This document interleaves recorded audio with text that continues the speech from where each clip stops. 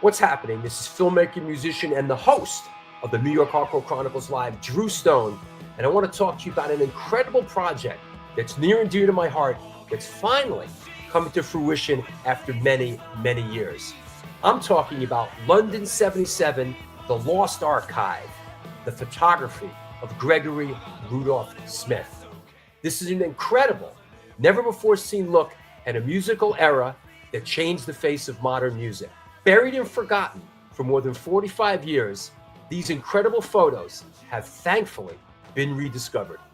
For 8 months, in 1977 and 1978, Smith documented the golden age of the punk era in London. Never before seen photos of Adam and the Ants, Generation X, Susie and the Banshees, Crass, X-Ray Specs, Don Letts, The Slits, and many, many others are documented during this pivotal moment in musical history. I want to give you a little backstory. Greg Smith is a family friend who was my father, who was a film director's cameraman for many years, did many commercials with him. And later on, he was behind the lens during the golden age of music videos when we did some of the great videos of the 90s, like Onyx Slam, Typo Negative Black #1, and Run DMC, Biohazard, Tales from the Hard Side. This incredible archive was buried in a storage unit for decades and heading for the dumpster before Greg gifted them to me. And with the help of Generation Records, we put this project together. This is a rare glimpse into the vibrant time of this embryonic movement, and they have been compiled into a beautiful tabletop book that is now available for the public for the first time. There it is in all its glory. This is important stuff, and we're really excited that the public is finally going to be able to enjoy this incredible archive. I hope that you enjoy this passion project, London 77, The Lost Archive, the photography of Gregory Rudolph Smith, at least half as much as we did putting it together. Thank you.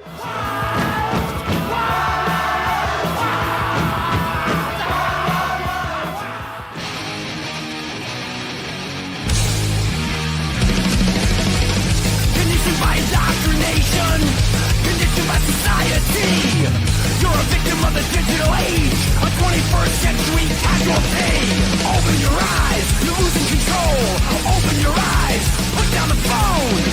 Conditioned by misinformation, it's just the media telling us lies. Decide the fiction from the truth. Society's slow and tragic demise. Open your eyes, you're losing control. Open your eyes, put down the phone. Everyone's got their fucking opinion. All right. And once again, it's on. It's the New York Hardcore Chronicles live. What's going on? Coming in hot after the Alba Rule Memorial Show. Happy Greek Easter. Happy Easter to everyone. To all those celebrating Easter. Shouting out my brother, Evan Stone, who actually got the memo and is watching. Of course, we have a near and dear family friend on the show today.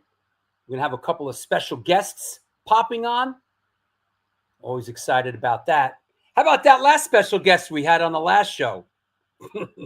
Ian Mackay, Roger Moret, Mike Judge. Yeah, that was pretty great, huh? Larry Kelly in the house. What's up? What's up, Spikey? That must have taken some people aback, huh?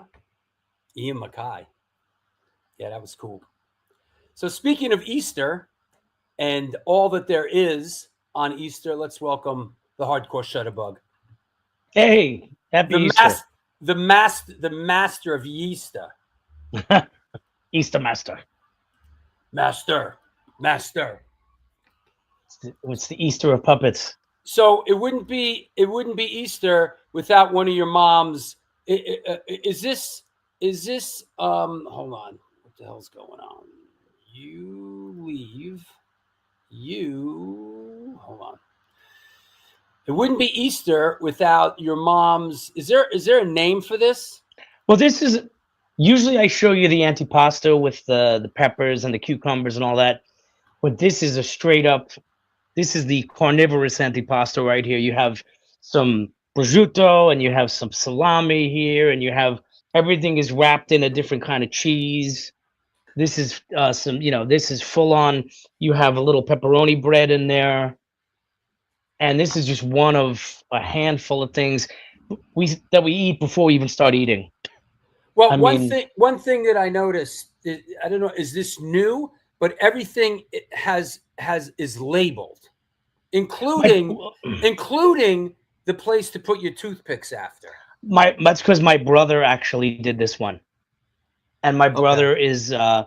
is very particular, like I am, and he, my mom did her regular one, but this one my brother did, and Well, ironically, what's tell that? tell your brother, he gets props for labeling, That's for right. specific. Let there be no mistake here. This is this, that's that. No, like, hey, what's this? No, you know what you're getting here. Oh yeah, no, we have there's a lamb in the oven right now. There is You know what? Speaking of lamb, let me stop you right there. Speaking of lamb, and some of our Greek friends, including Astoria Lou, he sent me this picture, which is going on at his place. oh wow. There you go. Yeah. That's Yeah. like the whole deal right there, man. Let me tell you, Them Greeks ain't messing around, man. no offense to our vegan friends, but that looks amazing. Yeah. Yeah, we just everything we do is holidays here. This is one of the big three, of course. Christmas, Thanksgiving, and Easter. These are the you're not allowed to not be there unless you're fighting a war in another country. There's no excuse for you not being at Easter, Thanksgiving, or Christmas. Identify this item, please. Oh, my cousin made these. What he did is he took a pizza dough, and there's 3 different kinds there. There's some with olives and supersod. There's some with mortadella, and it's basically like a pizza roll, but they're homemade. They're delicious. I mean, he just we look for new ways and new things, and there's 4 different kinds that you can't see there, but they're all spectacular. Right on. I'm telling you, one of these days we're gonna have to get you and the wife over to a holiday. You know what this just reminded me of? And this is come and gone. It's not gone, but it sort of came. I just sort of figured it out. This basically, today's show is the 5-year anniversary of the show. This show is made 5 years. Amazing. 5 years since we launched it live from Arie Stone's kitchen. Yeah, that's right. That's right. Oh, and today's 420. What's up, Chris Contos? It is 420. Oh, that's funny. Happy 420. Yeah, everyone's like happy 420. Yeah. Not only is it Easter, but not only is it Easter, anniversary of the New York Hardcore Chronicles Live, but it is 420. Wow.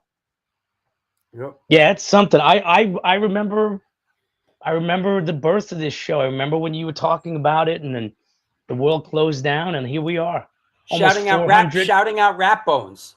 Thank you for being a part of early part of the show, Rap Bones. Yeah, Sid the Kid.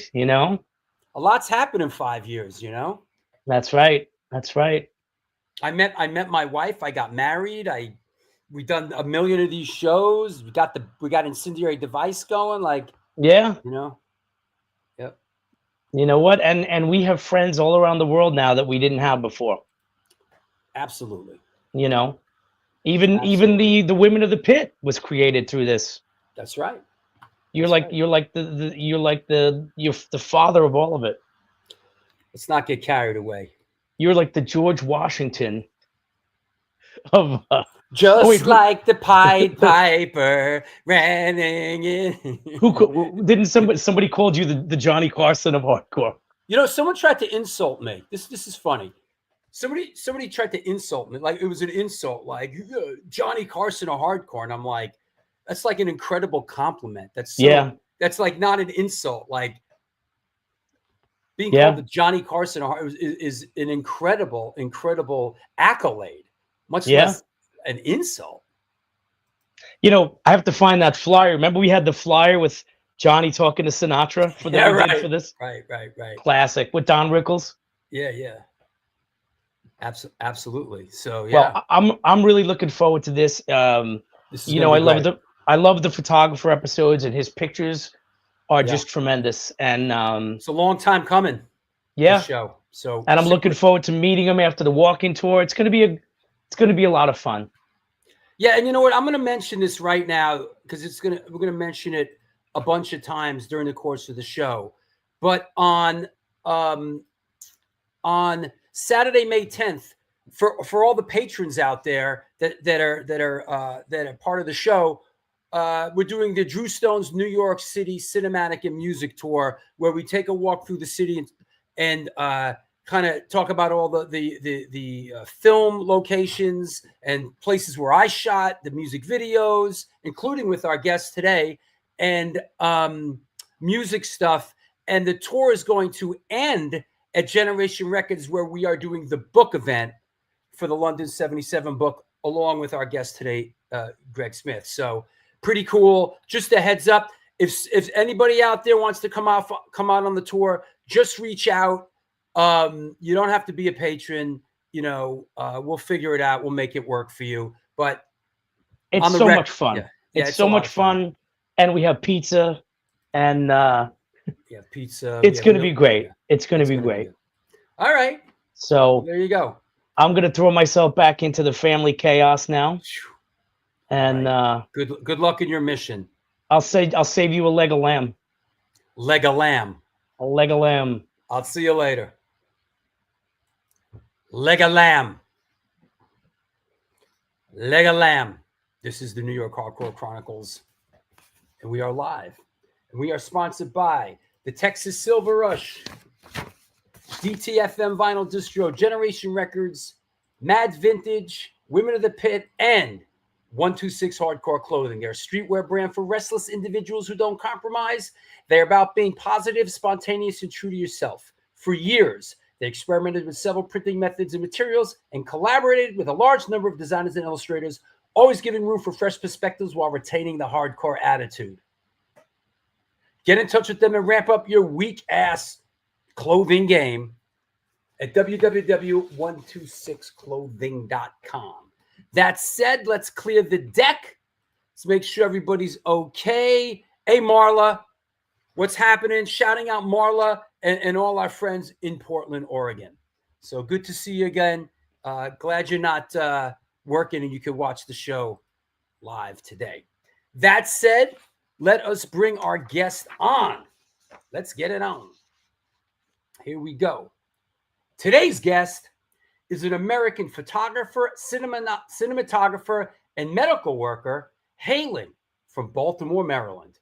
In his proficient career, he was behind the camera for numerous short films, commercials, and classic music videos, including Typo Negative Black #1, Biohazard Tales from the Hard Side, Onyx Slam, Onyx Shifty, Run DMC, Ooh, What You Gonna Do,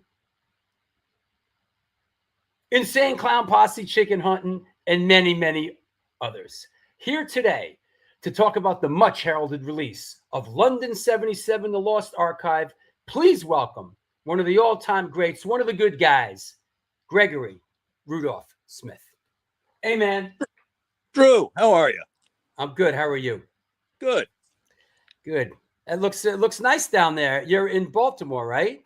Yeah, I'm in the U.S. briefly, and I'm the last 18, 19 years I'm out of the country, so this is an unusual time. But the book was coming out, and I decided to stay around, obviously, to support it, and happy to do that. Yeah. We'll circle back to it, but you've been living, basically you left the States many years ago, and you've been living you've been in Cambodia, right? Yeah, I've been living in Cambodia, where I was running a free clinic for the poor, And when I'm not there, I'm generally in the Ukraine delivering trauma supplies to the Ukrainian army. Right. Just for And people are probably going, "What's going on here?"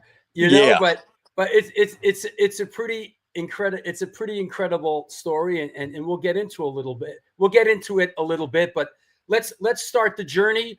Like, you know, how did you come up? Did you grow up in a musical household? How did music and photography come into your life? You know, I didn't come up with a musical family. My father was an amateur photographer, and so I got that sort of photography bug from him. And back years ago, I went to the Maryland Institute College of Art and went in for photography and filmmaking. And quite honestly, I don't remember any of those years. It was the late 60s. It's all pretty much a big blur. But you grew up in Baltimore? I grew up in Baltimore. Balmer, as they say. Has Baltimore changed much since then? You know, probably not. You know, I'm not out that much like I used to be. So, Right. you know. Yeah. What was some of the first music that you connected with? You know, I mean, I think the first album I ever bought was James Brown Live at the Apollo. Wow. I mean, that's the first album I can remember buying. Sure. But, you know, at my age, you know, I'm 77. So, you know, I grew up, you know, listening to, you know, the Rolling Stones and the Beatles Right. and Led Zeppelin and, you know, the Who. And, you know, I mean, that was kind of, you know, the music that I grew up with in my late teens and early 20s, let's say. Did you see any of these bands live? Did they come through Baltimore back then? They came through. I mean, I saw Led Zeppelin open for the Who back in the Wow. day. Wow. You know, I saw Hendrix. I saw Janis Joplin. You know, I saw basically all those big names from the 60s that you can think of. Sure. Anybody really stand out in retrospect? Like, has anyone really sort of just withstood the shifting sands of time? Like, looking back, that like, you know, they were great when you saw them, and they're still great when all these years later when you think about it. And you know, you know, in a way, you know, and maybe I'm wrong about this, and everybody can, you know, contradict me, but you know, I think there's a time in your, you know, mid to late teens through your 20s that the music you grew up with at that point sticks with you for your whole life. sure. You know, it's not like you don't listen to new things, but you always sort of go back to the old stuff. Sure. And Yeah. you know, but yeah, I can relate to that. I think everybody can. You know, I think Francis Soar says, did he see Zepp and the Who at the Meriwether Post Pavilion in 1970 in Columbia, Maryland? yes, You did? yeah, Wow. She nailed it. you nailed it. Whoever you are, Yeah. you're there. Wow. That's Was awesome. she there? I don't know. I don't know, but she kind of nailed it, you know? She did. I mean, I couldn't even pick the year, to be quite Yeah. honest. Yeah. That's great. But the fact that Led Zeppelin was in the opening group, the opening act, you know? Yeah. There you go.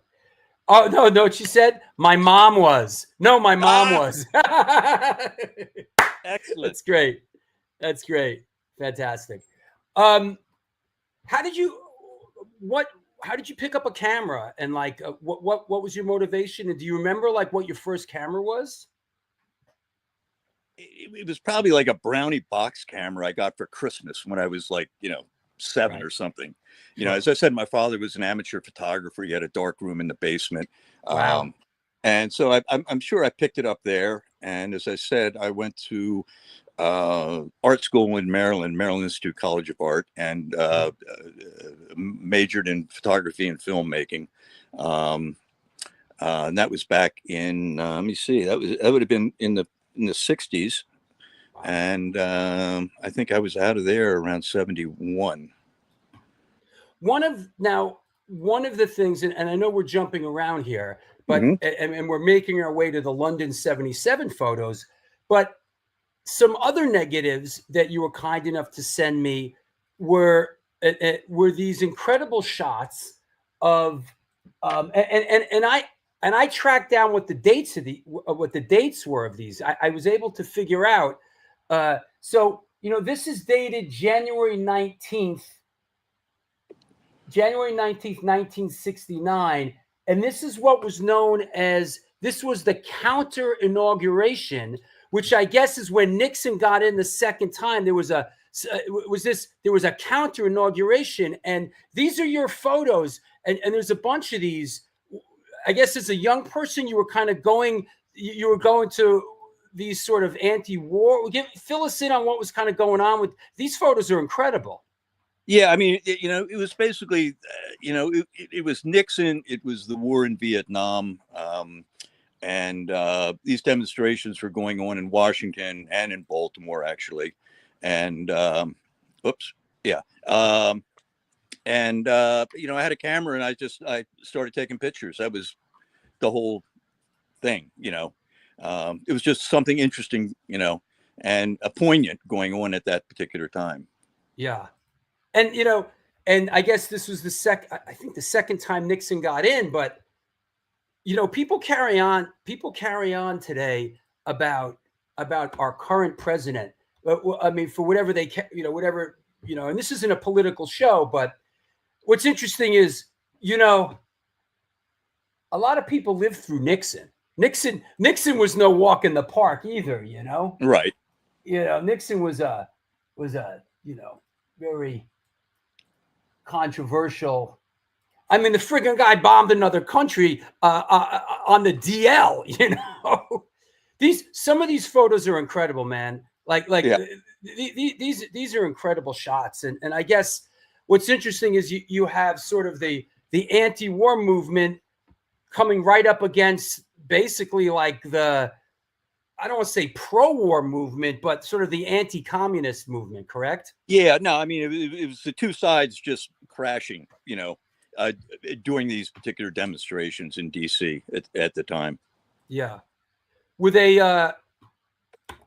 There's one shot here that is so, well, I mean, and also a lot of these characters, it was such a thrill to scan all these and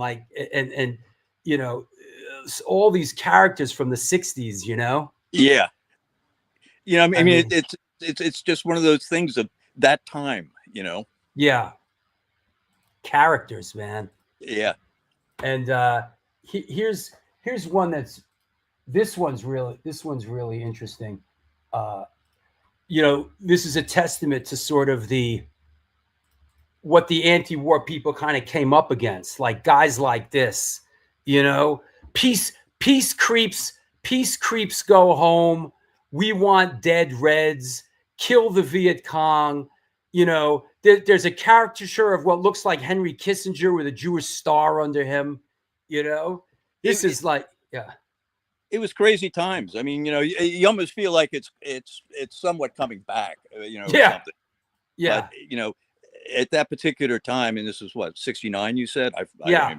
Yeah. But, I mean, this was an ongoing thing all the time with these demonstrations. Right. Yeah. And another one is that I labeled is, and I did some homework on it, is actually before that, 1968, was this Catonsville demonstrate. I guess it was the Catonsville 5. I think they were like church clergy or something that it was like a big deal. They refused to participate or whatever, and they were arrested. And some of the photos are labeled for this protest as well. Interesting stuff. Yeah, no, I mean, it was a real clash of things going on. Yeah, pretty wild. So this is kind of going down in the 60s. This is the last one I'm gonna post, and this was the first one. But I think if there's one shot that kind of that sums it all up, I'd say it's this shot. It's an incredible shot, this one here. You know, the guy's got the yippee flag, and Yeah. don't tread on me, and Yeah. incredible shots. We got to figure out what we can do with these. You know. Yeah. Yeah. Oh, that's what it is. Okay. Catonsville, they burned their draft cards. That's what they did. Oh, okay. Okay. And they locked them up. Right. They burned I think there was 5 or 6 of them, and they brought them to court. Yeah. Yep. Okay. Yeah. So there you go. So that's that. So that's in the 60s. And then, you know, you leave Baltimore, like sort of walk us through, how did you end up in London in 77? Like, what was your journey? Wow, that's a long story, but you know, I'll try to summarize. Give us the abbreviated version. Well, you know, it's like back then, everybody had a draft card number, right? And Right. there was you know, eventually they became a lottery, and in this lottery, if you were like the first ball that was picked out, you were up for being drafted, and the second, the third, and the fourth. And I think by the time, and each ball was the birthday, and my birthday came up, and it was 268. You know, I mean, 267 people born when days before me were going to get drafted before me. Right. So it meant like there was probably no chance because the war in Vietnam was tapering down anyway. Right. So I graduated from art school, and the one real passion I always had in my life was traveling. I wanted to see everything. I wanted to see the pyramids. I wanted to see the Tibet. I wanted to see the Great Wall of China. I wanted to see, you name it, I wanted to see it more than anything else. And so as soon as, you know, I was sort of cleared of being drafted or running away or whatever, I got on a plane and I split, and I ended up on the Greek island of Crete in the Mediterranean. Crete. And ended up living there for about 2 years. And I had a dog, and I had a motorcycle, and I had a little restaurant. You know, and a couple of good friends and people. Back then, there were so many young people, not only Americans, Canadians, Europeans, that were floating all around the place, everywhere, traveling. Yeah. And they would all come through this little town for whatever goddamn reason I can't understand. And I was there for about 2 years, and Greece at that time was run by a group called a junta called Papadopoulos and the Colonels, and it was pretty wacky. They were a bunch of fascists. Well, after about 2 years of living there, the local police came to me and they said, "It's time for you to leave," and they said, "We'll give you a 24-hour head start."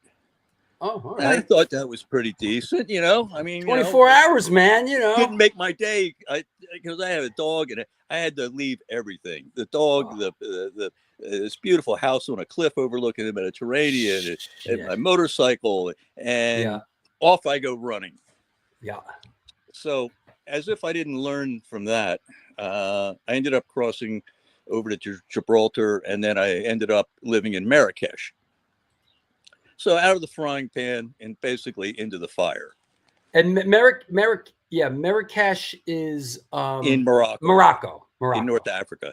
Africa. You know, there was the song, the Marrakesh Express. Did you know we're traveling on the Marrakesh Express? You're taking me to all aboard. That's the Graham Nash.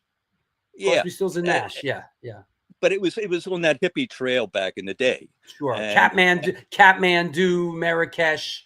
All that was all on the hippie trail. Everybody was going one way or the other, back and forth. Sure. And so I settled down in Marrakesh for a while, and I was digging it. You know, it was like, you know, spending my days in the Casbahs and, you know, drinking mint tea, and you know, there was some crazy bars. I mean, crazy that I've never even seen since anywhere. Yeah, it was nuts. In fact, you're a New Yorker, so you probably get this one, but there was a case back in those early 70s. 72, 73, where a bunch of the French Connection heroin got ripped off. You remember that? Anyway, it got ripped off in supposedly, New York. Ripped off in New York. They made a big heroin bust from the French Connection, and somehow I think it was a bunch of rogue cops stole it out of the police lockers. That makes sense. And I actually spent an afternoon with who I think were these guys. And within like 6 hours, the place was surrounded. The police came in and dragged them off. And I have no idea what happened to them after that. Wow. I mean, it was just, insanity. Yeah. But I loved it, just hanging out in the Casbahs and the Medinas and, it was great. So, years go by and, I'm back and forth between Morocco and Amsterdam, and I'm all over the place. I'm in Spain, I'm in France, I'm in Germany, and I'm everywhere. And so to get to the point, around 1977, I had a come to Jesus meeting with myself. And when you're an atheist and you have a come to Jesus meeting, right, you got a problem. You better take heed. Yeah, it's sure. Like I've got to really, I don't want to end up dead in a ditch someplace or incarcerated someplace. Right. So I thought, where am I going to go? And I said, London. I haven't been to London. I could be safe in London. What trouble could I possibly get into in London?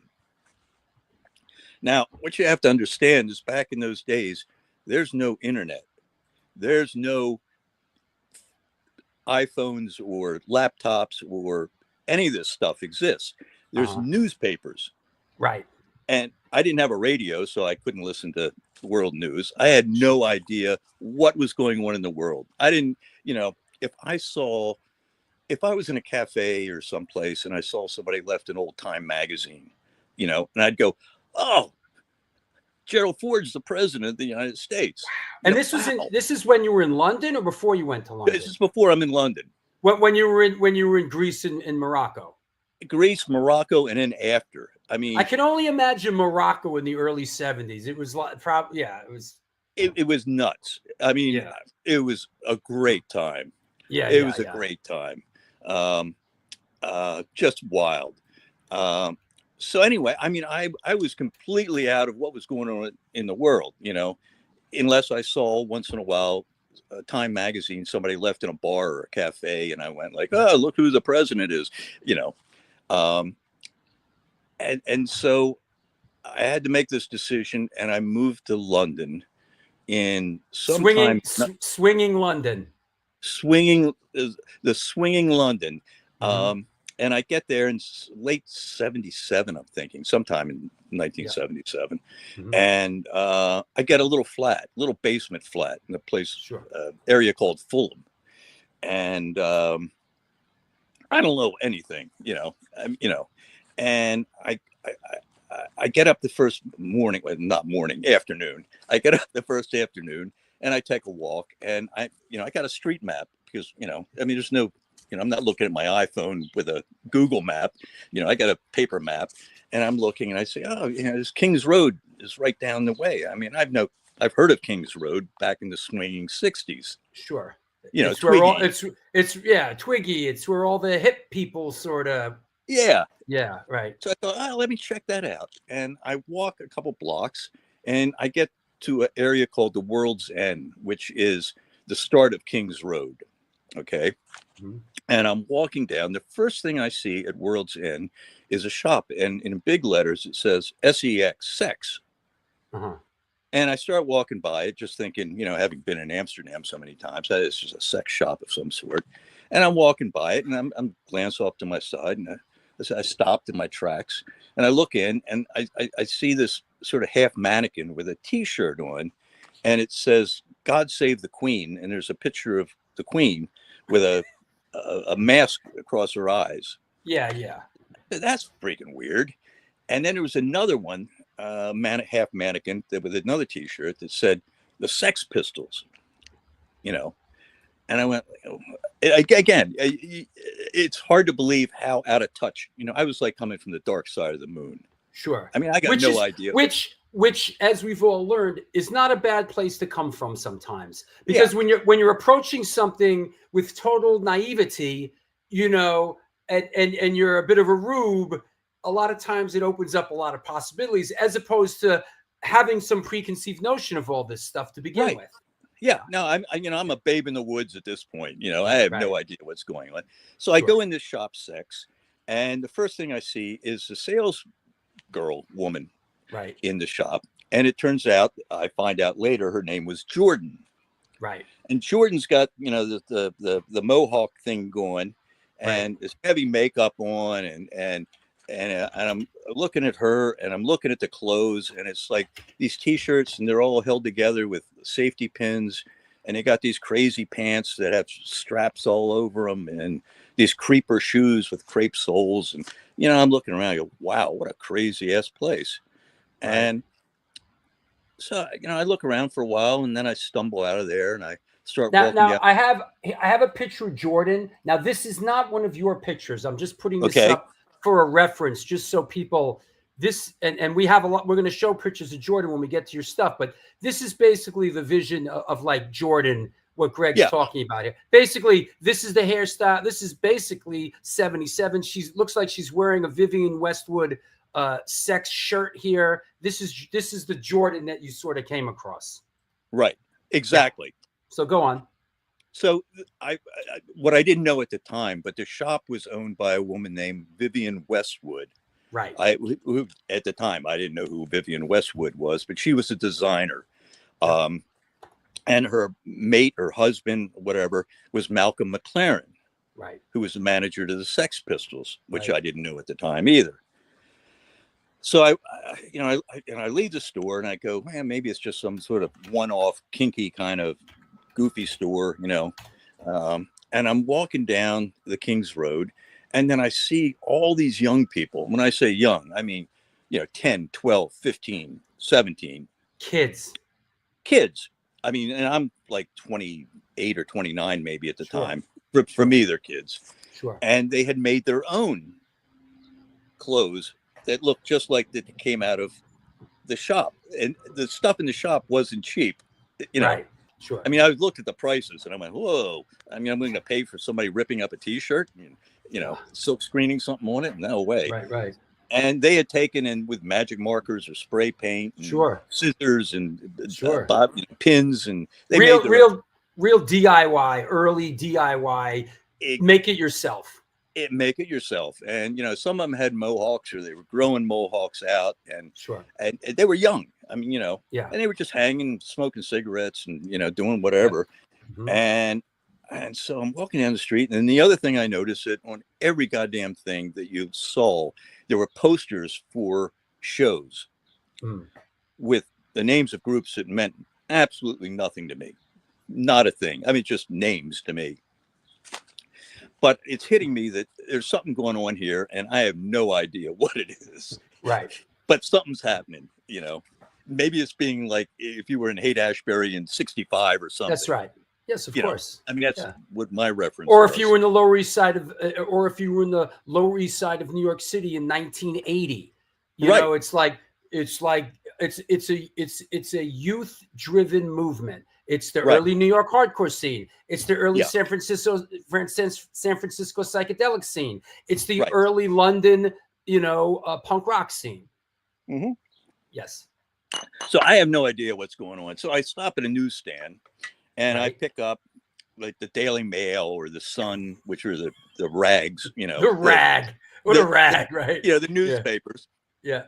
And then I also saw a Sounds and an NME, a New Music Express. Yeah. Mm-hmm. So I buy all these newspapers. I go into a pub. I get a pint, and I sit down at a table, and I go, I got to sort this out. Like, something's going on here. I don't know what it is. Sure. And I start reading the local papers, the Sun or whatever it was, and I'm realizing that a woman named Margaret Thatcher is in charge. And everything's on strike. I mean, it's all chaos. You know, Right. it's like the fire department goes on strike. The subway is going on, the tube system, I should say, goes on strike. Sure. The buses are going on strike. You know, they're Sure. going on strike, off strike. You know, it's like, Right. you know, and I'm going like, and I'm reading this and I'm going like, oh, you know, why didn't I go to Kathmandu? You know, why did I end up in London? You know, I'm in the wrong place. Sure. Then I read I started going through the music rags, and I'm reading those, and everything is, you know, about different groups that I have no idea who they are. I don't even know what the music sounds like. Right. Right. You know, I'm clueless. So, you know, I spend a day or two and I'm trying to figure out what the hell is going on. And I said, well, you know, I got to go hear some of this music, whatever this is. Sure. What I'm hearing is punk music. Right. So Was it called punk?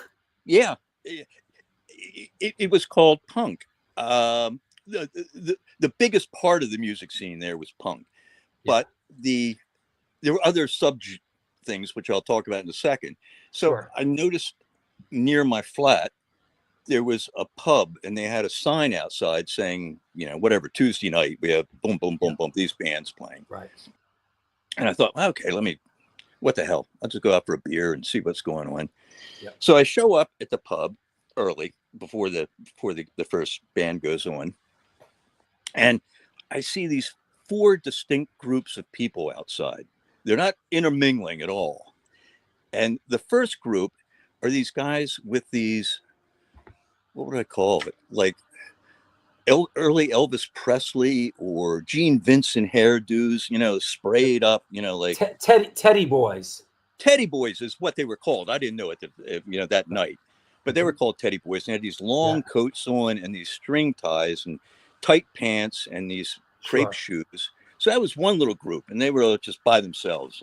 Teddy boys. Okay. They weren't mixing it up. Right. And then there was a group of punks with the ripped T-shirts and the safety pins and everything. Right. And then the third group were a bunch of West Indian guys with dreads, and they were, it was ska music. You know what ska? Yeah. Yeah. Yeah. So again, you know, I'm coming from the dark side of the moon. Right. So I mean, I knew reggae, but the ska thing. Yeah. And then the fourth group of guys that were sort of ominously huddled together had these like what the hell they call those boots? Doc Martens. These Doc Martens. They had Doc Martens on, and they had shaved heads, and they looked real like, you know. Would that be like National Front guys? Exactly. They were National Front, and they were there to support a group. And I don't know if they were on that bill that night, but what was it called? Screwdriver. Ooh. Screw it. Now again, you know, I mean, I'm from dark side of the moon. Yeah. So pretty soon everybody starts going into the pub, and they cleared some tables away, and there's a stage that's about this tall off the floor. Right. Tables pushed aside, and I think it was and I get a pint of beer, and I'm standing at the bar, and I'm just like, I'm just mystified at this whole thing. I'm saying, what does this music sound like? Sure. And I think the punk band started, and they started playing, and then their fans stood up in front of the band, and they started slamming into each other. You know, nobody's holding candles up here. Mm-hmm. You know, this isn't a Moody Blues concert, you know. Yeah. And they're just slamming into each other. Pogoing. It was called pogoing back then. Exactly. They were pogoing. They were pogoing and slamming into each other. And, excuse me. And the song lasts about 45 seconds. Right. And it's over. Right. Right. And then the second song starts. And the second song starts, and one of these heavy glass beer mugs flies through the air and smacks somebody upside the head. Oof. And everything goes off. Everybody's fighting everybody. Punching, kicking, throwing beer mugs at each other. Wow. It's like a riot on Cell Block 10, you know. Wow. And I'm going like, what the hell? I mean, I couldn't figure that. And I was sort of drinking my beer and I said, I'm getting out of here. I mean, I'm part of none of these guys. I'm Right. not, I'm not. My allegiance is with no one. Yeah, exactly. Yeah. So I got out and I said, I mean, I just don't know what's going. I mean, this is what it's all about. This punk thing is just like, Yeah. they play 45-second song and then everybody starts throwing beer mugs at each other. Is that it? And I go, Yeah. huh. So I went back and I'm going through the newspapers and I'm trying to figure out what's going on. And I heard about a place that I'm pretty sure it was on the King's Road. It was a club called the 100 Club. Uh-huh. And I saw that they had a lineup of 4 bands, I think, a night or two later, that were all punk bands. And I thought, that makes more sense, as opposed to all these different kind of groups. So I went down to the 100 Club, and as I remember, it was down the stairs, and I brought a camera with me, a 35 millimeter camera. Right. And again, I go to the bar. I'm looking where the exit is in case all hell breaks loose again. And I get a pint of beer and I'm sitting there and the first group comes on and they're freaking horrible. I mean, I can't understand what anybody's saying. It's like, I don't even think they ever rehearsed, And then the next group comes on, pretty much the same. The third group comes on, I'm getting ready to leave. And then the headliner comes on for this little club and it was Adam and the Ants. Mm-hmm. So they come on, and Adam comes out, and he's got no shirt on, he's bare chested, he's got leather pants on, like kind of like a who am I thinking? I just Jim Morrison as a note, I'm going to start putting up some of your photos as we're talking here. So okay. Go ahead. Yeah. So like a Jim Morrison kind of thing, but with a little bit of makeup on, and and the minute they started playing, again, the songs were really short, fast, but they had obviously rehearsed. They had obviously, you could hear them. They'd done a sound check, I guess, and they sounded good, and they were tight. Between the drummer, the guitarist, and the bass player, and Adam, they were really good. And I took my camera, and I took a bunch of pictures. That's one of them right there. Yeah. And a couple nights later, or a couple days later, rather, I took them to a lab and I had the film developed and got some contact sheets and made up a half a dozen prints. And I went back to another venue where they were playing, and I was at the bar, and I had happened to run into their manager at the time, whose name I'm not going to remember at this point. And I said, I got these pictures. If you want them, I took them at a gig at the 100 Club, and here they are. And he looks at them. He goes, "Wow, these are great, but are you selling them?" And I went, "No, it's just here. You want them?" I don't want any money for them. I thought they were okay, and Oh, let me interject. Yeah. Going through some of your photos, that in the early Adam and the Ants photos, of course, Jordan turns up a lot. Right. There's a connection there. That was the first gig. Now, I didn't know her name. I knew that I had seen her at the Vivian Westwood's shop, Sex, but she came out and would do one song with Adam and the Ants. That's right. So anyway, I gave him the photographs, and he thought I was maybe trying to get money from him. And I said, no, I didn't want any money, and, just take them. I said, you can use them for publicity or, posters or flyers or whatever. And he was over the moon. He was thrilled. And some of the other guys in the band came over, and they were thrilled. And so lo and behold, over a long period of time, I took a lot of photographs of Adam and the Ants. Right.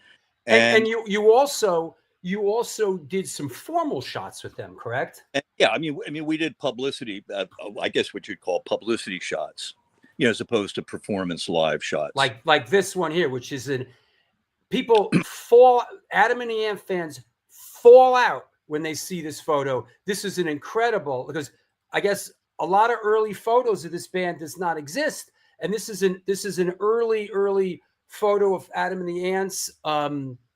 With the original the original lineup, you know, and by the way, as we're making our way, all these people in this photo actually comment in the new book that we're putting out. And That's what's cool. his name next to Adam is in the. I went. Andy Warren is in the Right. monochrome set. I went and saw him in New York and talked to him. But these photos are absolutely incredible. And so you basically at a certain point kind of. These were kind of like ended up being sort of the group that you most connected with. Yeah, I mean, you know, I mean, they dug the pictures, and they were playing a lot in local clubs, and I shot them any number of times. And then I did, you know, we went to, I think that last picture was taken in a boutique, actually, Yeah. with the mirrors everywhere. And so but besides Adam the Ants, you know, I went to, what was it? It was the Chelsea Art Center, and saw Billy Idol and Generation X. And I took those photographs at the Chelsea Art Center. I mean, these guys were just playing, you know, for free, basically, at an art school. Yeah. And, you know, and I other venues, and I saw Susie and the Banshees and the Slits. But one thing at a time. Somebody else, Joni said, Billy Idol started this thing in London, Generation X. Exactly. And here's what, when I think of the whole archive, is one of the most incredible photos of a very early young Billy Idol.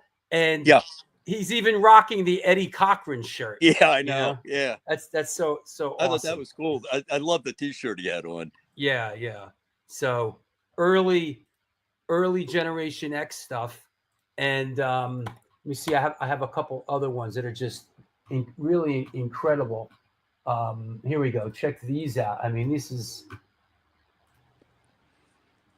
the Billy Idol shots are staggering, man. They're incredible. Here's another one. Hello to that, you know. Yeah, that was another gig. I'm you know, there were so many gigs that I shot that when you were shooting this stuff, like, were you shooting with a flash, or was it just available light? Were you just getting what you can? You can't use flash, so I had to with the film, I had to push the film. So a lot of these pictures are super grainy because, you know, I really couldn't just flash these guys in their faces. Right. You know. And the clubs were dark. I mean, it's not like they had like super professional lighting going on. Yeah. Yep. I mean, and then Susie, I mean, and like I assume, like you said to me, these bands, which we sort of take for granted now that, you know, since they're established artists, back then some of these shots I'm seeing, there's like 20 kids in the audience. That's it. You know? Yeah. I mean, on a lot of these early gigs with all these people, I was might have been the only person with a camera. Right. You know, it wasn't like they were getting picked up by mainstream anything. Sure. Let me see what else.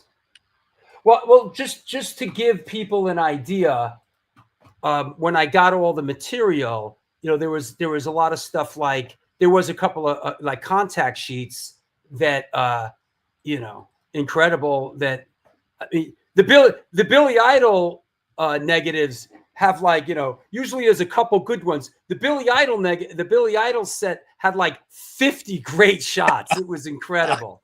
50 great shots. He had some kind of charisma or something, or the look. Yeah. You know.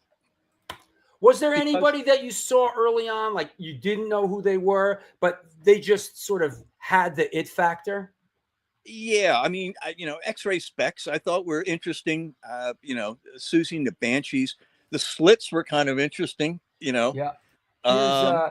Here's X-Ray Specs, and I can see, like, talk about polystyrene. I think. Yeah, right. Polystyrene. Here's X-Ray Specs at the Marquee. Right. Yeah. Yeah. So now these musicians are playing the Marquee as opposed to like art schools and, you know, really small venues. Right. You know, it's building now. Yeah. And This is a great shot. You talk about the slits. This is a great shot of. There you go. The slits. Yep. Yeah. Yeah. No, they were good. They always put on a really good show, and Yeah. And Arie, what was the story with her? She, and you probably know it, right? Yeah, her mom married John Lydon from the Sex Right. Pistols. That's what it was. Yeah. Yeah. Yeah. And here's one of your shots that you took in a little bit more of a control. I mean, this shot is staggering, you know, of Arie up. That was shot in her apartment. Right. No, this was shot in Don Lett's apartment, I think. No? Oh, okay. Don Lett's apartment. You're correct. Right. Yeah. Because they were good friends. Yeah. And you know, this is incredible. These shots are incredible. And of course, what's on that same roll of film was the Don Lett's photo that I saw. And I mean, these photos are incredible. The Don Letts shot. Right. Yeah. Yep. Yeah. So, yeah. But it was funny back then because nobody could figure out who I was. Right. Right. You know, it's a thing in the UK. I'm sure it hasn't changed, but right. The minute you start talking, if you're English, right, they pin you within 3 seconds of where you went to school. You know, whether your parents were wealthy, sure, whether you came from the slums, whether you went to private school, public school, whatever. Yeah, for an American, they couldn't figure me out. You know, I was just like this wacky American with a German name that I was using at the time for other reasons. So, just to keep it all confusing. Right. So at this point, my photographs are appearing in Sounds and NME. And somehow I got connected with another paper, a Bailey Litchfield paper called The Ritz. Mm. And David Bailey was a very famous British photographer. And he was kind of there's an Antonioni film that was kind of based on him called Blow Up. Hmm. Yeah, of course. Anyway, they had this big newspaper, but it was a big newspaper. It was more like Interview was for Warhol. Right. And I don't know how, but I got in there and I started doing celebrity portraits for them. And a lot of them were Americans. There was John Waters, who I knew from back in Baltimore. There was Wayne County. There's one of the Waters shots. Yeah. Right. And he was in London just at some point, maybe 6 months after I was there. A lot of Americans started showing up to see what was going on. Right. Now, John was there most likely because one of his films was playing, like Pink Flamingos or something. Yeah. But a lot of musicians like Wayne County, Christy Hyde. Yep. You know, a lot of people were checking out the scene. You know, they knew something was happening, but they didn't know what, and they wanted to see it for themselves. I know this guy isn't an American, but tell us who this guy is. Okay, this is Derek Jarman. And Derek Jarman was a filmmaker, and he made independent movies. And I shot this for, I don't know, it could have been Interview, it could have been something else. You know, it's all getting blurred to me at this point. But he directed a movie called Jubilee. Yeah. And Jubilee was some crazy movie that had Adam and the Ant Adam Ant was in it, and Jordan was in it. Yeah, Jordan was in it. A lot of people from the punk scene were in it. And in the book, there's pictures of the grand opening of that particular movie. I'm looking for him now. Yeah. And sort of everybody. The world premiere. You know. Yeah. Now I think Derek Jarman passed away. Yeah, he did. Yep. Absolutely. But he would have, and you know what's interesting too, the Jubilee film premiere shots that you took, and here's actually one of them. You shot the marquee outside, right? Here you go. That's in the book. And all these, by the way, all these photos are in the book. But you shot the marquee, and the Jubilee photos, because you dated everything. The Jubilee photos are basically the last date that you shot. It's dated February 23rd, 1978, and that was sort of like the end of that was the last thing you shot, you know? well, what happened was that when I came into the UK, I got a 1-year visa. Right. And I was there in London for 11 months, and I'm taking all these pictures, and things are kind of humming along at this point, you know, Right. going well. And then I'm realizing that I cannot re-up my visa. I got to leave. Right. So now I've got a dilemma. What do I do? So Right. I thought about it, and I thought, well, I had two choices at the time. And one choice was to go to West Berlin. This is before the wall came down. Right. Because David Bowie and Brian Eno and Iggy Pop were doing some things down there. Right. And there was a little buzz about West Berlin and the music scene down there. Sure. And then I considered going back to America because I'd heard so much about CBGBs and what was going on there. Right. And I'd been out of the country for quite a while. And I thought, well, let me come back to America. I have this, what I thought was a really smoking portfolio of photographs, right? And so off I come to America, and I'm in New York, and I go to CBGBs, and you know, I saw a bunch of you know, bands there. I don't know if I think I probably saw Blondie there. I saw who else did I see there? I'm trying to think of the names here. Television, the Ramones. Yeah, Television was back in the day, and Talking Heads. probably Talking Heads, and trying to think who else. Oh my goodness! But what I realized, and like the Ramones, I saw, Yeah, okay. right? But it struck me immediately that it was the American punk was radically different from the British punk. Right. The British punk was kind of because the economy is in the toilet, you know. Sure. Everybody's on the dole, you know, or the getting welfare. Sure. No jobs. There's no this. Right. There's no that. And there's it's basically really politically motivated. It's really tied in with what's going on, you know, with the government. That punk movement. Exactly. And then I come here, and you know, I've got the Ramones singing Rock and Roll High. Yeah. Right. You know, right. And that's no put down. Yeah. But by any stretch. Yeah. But it was a whole different, you know, I mean, it was like happy punk. Yeah. Or not happy punk, but you know what I mean. It was fun. It was fun punk, or I don't know. Yeah. I don't know how to categorize it. Yeah.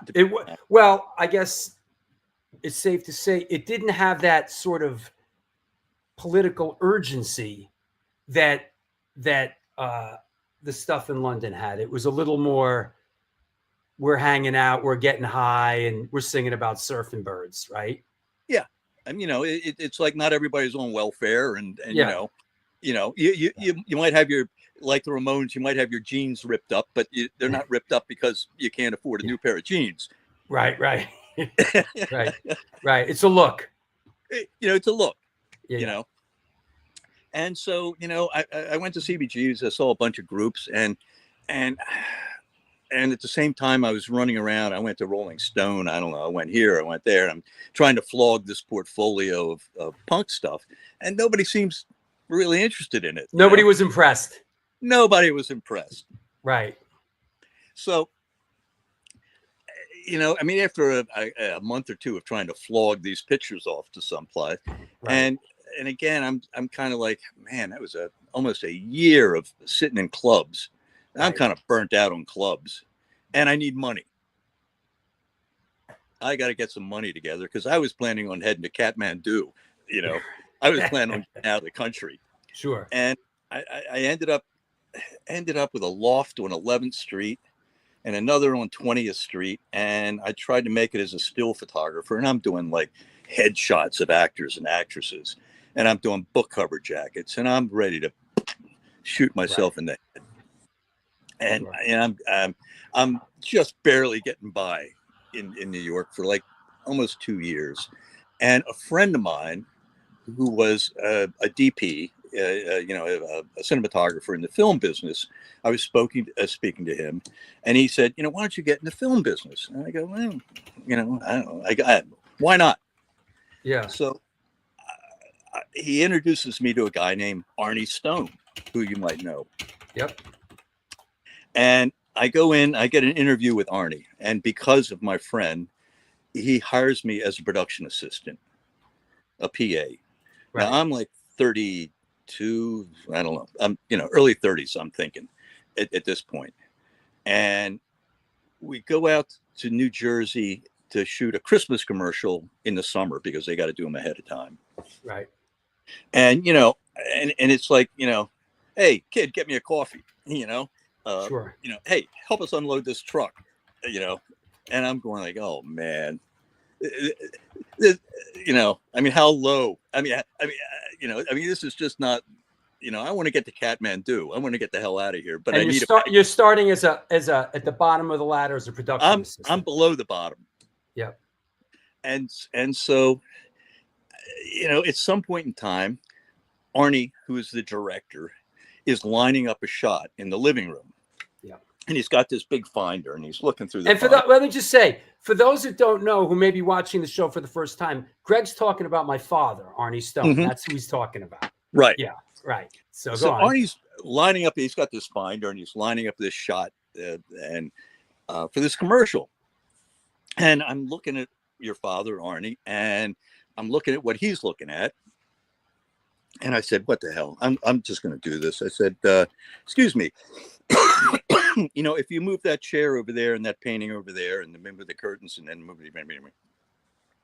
And he gave me a look, and I went, "Well, I guess I'll hitchhike back from New Jersey." I lasted 3 hours in the film business. Right. And so he takes his finder and he looks through it again, and he looks at me and he gives me this look, and I'm going, that's it. I'm done.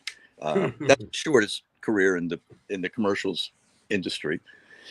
And he turns around to me and he says, "Do it." And so for the next 10 minutes or so, I'm moving chairs and pictures and plants, and I'm doing everything. And he gets his finder out and he looks through it again, and he goes, "Okay, now you're the production designer." And I went, I was a PA for 4 hours, and then I was a production designer, which was pretty freaking amazing. And within 12 months, I went from a production designer to a production manager to a producer to a director cameraman, and I'm shooting. I'm a director cameraman shooting fashion commercials for department stores. I mean, only with Arie would something like that happen. I mean, there were guys in the film business that probably waited, like 15 years for that break. It took me literally 3 hours. Well, let's take advantage of this opportunity and bring on the one, the only, by popular demand, Arnold Stone. What's happening, Pop? Hey, Greg. How are you? Arnie, my savior. You were my savior back then. Oh, that's great to see you. Great to see you. Great to see Pop. you too. Wonderful. Hey, and it's great to see Drew and being part of this and have him do this book. It's like he resurrected it from nothing. I mean, Yeah. Amazing. Well, it was great. Great hearing your story, which I really never knew from the beginning. You've had quite a journey. Quite a journey. it was definitely a journey, and it still is a journey. I haven't stopped journeying, but Yeah. yeah, there we go. Yeah. There Yeah, we were. there we are. Oh, that's fantastic. Dad, any recollections of sort of the I don't want to say the good old days, but when things were really popping? I mean, I remember when things were really busy, and you guys were just so busy shooting so much stuff all the time. Well, in the prime, I was shooting 100 days a year personally. Yeah. That's quite a bit. Yeah. And we got a nice group at ICM. And I don't know, I was always for whoever wanted to step up. I let them step up. And I think we kind of enjoyed being at ICM most of the time. Yeah. Arnie, I gotta tell you, to this day, I am never as much as 1 minute late for anything. Well, You beat that into everybody there. Yeah. If you were late, you didn't want to be there. So, when the van was leaving to a location, if you weren't there, everybody moved up one position. Yep. well, yeah, planes are leaving and we left you behind. And if someone had to fill a category who was on the crew, moved up. Right. It was incredible. No, it's called. Dad called it Battlefield Commission. Right. Battlefield Commission, it was called. And Exactly. basically, just so people understand, what would happen is on my dad's shoots is like, if you were late, it just showed that you didn't take it seriously and should have got it, bro. So if you were late, the van left without you. And if it left without you, then everybody would move up a slot. And that's how a lot of people that were second assistant cameramen became assistant cameramen, and how a lot of assistant cameramen became cinematographers, right, Pop? Yeah. It happened over and over again. You didn't. It happened all the time. You didn't want to be late. Yeah. Whatever happened to your friend Tom Olgerson? I don't know. I've kind of lost touch. I know he was doing extremely well. Well, yeah. Shooting commercials, big Big national commercials, yeah. And I've lost touch with him. I'm not sure what's going on with Tom, but he was the one that introduced me. Gave me the introduction to you, Arnie, and for that, always thankful. I mean, you are the best at giving people opportunities, and just not me. There's so many people that received opportunities in the business that no one else would have ever given them. Thank you. Yeah. Well, the best was one of them. I don't know if you remember him. Assistant was Hamid Shams, who now shoots some big time film. He was a PA. Oh, absolutely. And then the assistant cameraman, I remember, walked off the set. Pop. The cameraman walked off the set. Hamid was the assistant cameraman. Right. The cameraman threw it some kind of a weird attitude and walked off. Yeah. And Hamid got Battlefield Commission and he stepped up. Well, yeah. Whoever showed enthusiasm and had a passion for what they were doing, I was all for it. Yeah. No. Yeah. I mean, I thank you to this day, Arnie. Seriously. I mean, I don't know what my life would have been had it not been for the opportunities that you gave me. Oh, my pleasure. Thank you. Yeah. So, all right. Good. All right. Good stuff. Thanks, Pop. We love you. Best of luck. All right. Greg. Talk to you later. I'll call you later, Pop. Hello. Okay. All right. Hello. All right. How was that? How was that for a surprise? That was a surprise. Good. A great man. Great man, your father, Arnie. Yeah. Yeah, Steve Horn. Yeah, Kill for Me. I worked 45 years in the industry, commercials, movie, EC. India might have worked with Arnie. Used to work with Steve Horn a lot. My cousin, my uncle, who is watching the show, Dick Stone, worked with Steve Horn. who was an editor. So there you go. So there's that. Hey, let me take a sponsor break here. We have a lot to do. We got to talk about how the book came to be. We have a bunch of special guests. So let me do the sponsor break, Greg. I'll see you back in a couple minutes. Okay. All right. This is the New York Hardcore Chronicles Live. Much more to go. Lots of photos, lots of guests. You bought the ticket, take the ride. And now a word from our sponsors. Since 1992, Generation Records has been a mainstay of the New York metropolitan area music scene. Today, they offer a diverse selection of new and used rock, jazz, indie, hip-hop, punk, hardcore, metal, blues, soundtrack, and reggae LPs, as well as t-shirts, posters, and other merchandise. They buy used record collections and music memorabilia and will pay you top dollar for them. House calls made for large collections in the tri-state area. Call or email generationrecords@gmail.com and follow them on Facebook and Instagram.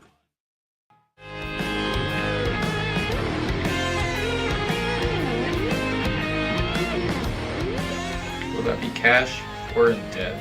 Do you mean debit? Yes.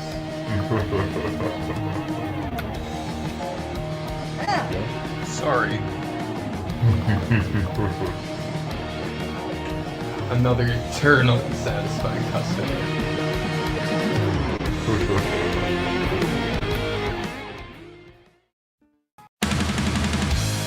Yo, what's happening? I'm out here at one of our all-ages Sunday matinees on the Bowery. I hope that you are enjoying today's show. I just want to let you know that the New York Hardcore Chronicles Live needs your support. Please step up. There is a Patreon page that has a lot of unique program. Shows are announced there first. Lots of good stuff. There's a PayPal address right there on the screen if you want to make a contribution. There's also a super chat function. You could do that, but the bottom line is this show exists because of your support. We're going to be doing it for a long, long time. Thank you for all your support through the years. Back to the show.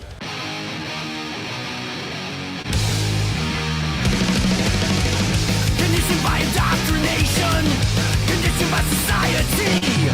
You're a victim of the digital age, a 21st century casualty. Open your eyes, you're losing control. Open your eyes, put down the phone. Conditioned by misinformation, it's just the media telling us lies. Decipher fiction from the truth, society's slow and tragic demise. Open your eyes, you're losing control. Open your eyes, put down the phone. Everyone's got their fucking... Come on now, let's get down and grind. This is the New York Hardcore Chronicles Live. What's happening? Want to mention a couple of upcoming shows. This Wednesday, man, we've been knocking them out, man. It's been like every couple of days, right? This Wednesday, Chris Golis from Bulldoze will be on the show. And then a week after that, Des Cadena, formerly of Black Flag and currently of Flag, formerly of the Misfits, currently of Astral Jets, and his bandmate Bob Lee of Astral Jets, formerly and of Clawhammer, will be on the show. Wednesday, May 7th, it is a new music show with Christoph Jesus from Crazy in the Brains and Greg Reason from Death Before Dishonor. Yo, Freddie Madball's coming on Sunday, May 11th, celebrating the release of True to the Game, The Roadrunner Years. Chris Beatty, ex Hatebreed. This is going to be a good one. Sunday, May 18th. Yo, we're doing a side trip, which we like to do every now and then. Mike Falzerano of the Englishtown Project, Hot Tuna, New Riders of the Purple Sage, and the Airplane Family. I'm very much looking forward to talking to Fowls. Wednesday, June 4th, Don Caprio, who's been on the show a couple times, film director, will be on talking about his new film, Director's Cut, with actor Louis Lombardi, who will be on the show from The Sopranos, 24, and Suicide Kings. So lots going on. And once again, if you didn't get the memo, please join Patreon, be a patron, support this show. There's also a PayPal address there if you want to make a contribution. There's a super chat function. Please support this show. That is how we are able, after 5 years, because of your support. Also, I want to remind you, pick up your phone, follow the show on Instagram at Stone Films NYC. And also, please subscribe. If you're watching in a rerun right now, please subscribe. There's a subscribe button right in the corner there. If you're watching this in a rerun on YouTube, subscribe to the Stone Films NYC YouTube channel. And also, please, right now, if you're watching, give it a thumbs up, a like, whatever that is. The analytics. Yeah. So yeah, man. Always a great lineup coming up. This show's always knocking it out of the park. So that said, I want to mention a couple new patrons. Bazooka Joe, which, you know something? Shouting out some new patrons, Bazooka Joe. Here's a trivia question for you. What artist who we showed a picture of that Greg took a pic that's in the new book? What was Bazooka Joe? Which artist was the name of his first group? Or was it his? Or I think he was performing under that name. Anybody? Daniel Mendez and Shannon Mulligan, new patrons. Thank you. Also, you patrons out there, come on out with us on the Cinematic and Music Tour on May 10th, because after that, Greg is going to be in New York City on Saturday, May 10th. He's doing a book signing, and we're doing a live talk at Generation Records. So come on through. We're gonna do a walk through New York during the afternoon, and then we're gonna end up at Generation. So come through for that. That's it. Who was Bazooka Joe? Anybody? Everybody's probably going to looking it up. But which artist that we showed a picture of? No, not Generation X. No. Come on. Somebody. Hi, Arnie. I love you. All right. You're loved, Arnie. That's right. Adam Ant. Adam Ant originally went under the name Bazooka Joe. So that said, let's clear the deck and let's bring today's guest back on the show, coming at us from lovely Baltimore, Maryland. Gregory Rudolph Smith. Hey, man. Hey. So, Susan Antonson, Bazooka Joe was what Adam Ant went by. So let's jump forward a little bit to getting the book together a little bit. Now, I want to say that in 1985, right? In 1985, Greg was working at my dad's production company, like they were just talking about, and Greg had this portfolio. He had this black big portfolio, and I remember him showing me, or me asking, and I saw these photos, and I kind of leafed through the portfolio, and there's a few photos I vividly remember, and it stuck with me through all the years. The Billy Idol photo and the Don Letts photo, because I knew who they were. And I went through the whole portfolio, and I was like, wow. And then for years and years and years and years, I asked you about, like, what's going on with the photos, right? Yeah, my apologies, Drew. No, everything's perfect just the way it is. But explain what happened and how kind of like what happened with the photos and the negative and the journey. Well, as I said, I tried to flog this stuff off. Nobody was interested at all. Right. And eventually I took everything, the negatives, the photos, and everything. I threw it into a storage locker out of New York and forgot about it. It was a wacky year, but, move forward, just keep moving. And so I remember you asking, and I was shocked because you were the first and only person when I came to New York that knew what the hell I had. You knew who these people were. I mean, nobody knew who Don Letts was. Right. I mean, I think at the time, Billy Idol was doing some MTV videos.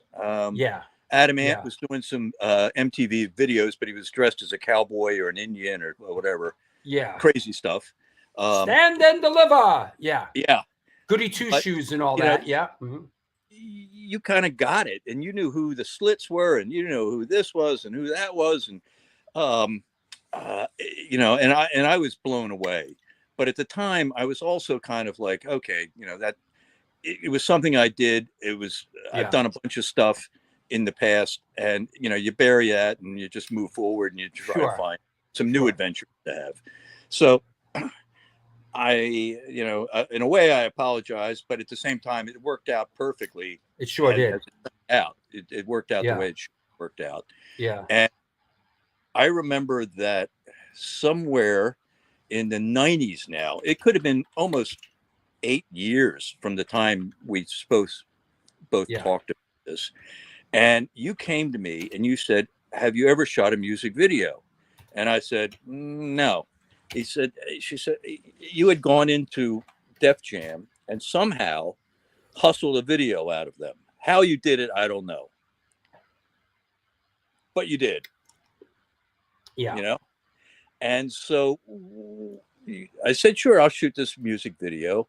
And you told me that there's a guy named Paris Mayhew, who was with a group called the Cro-Mags, who I didn't know the Cro-Mags because I'd been out of the country for so long.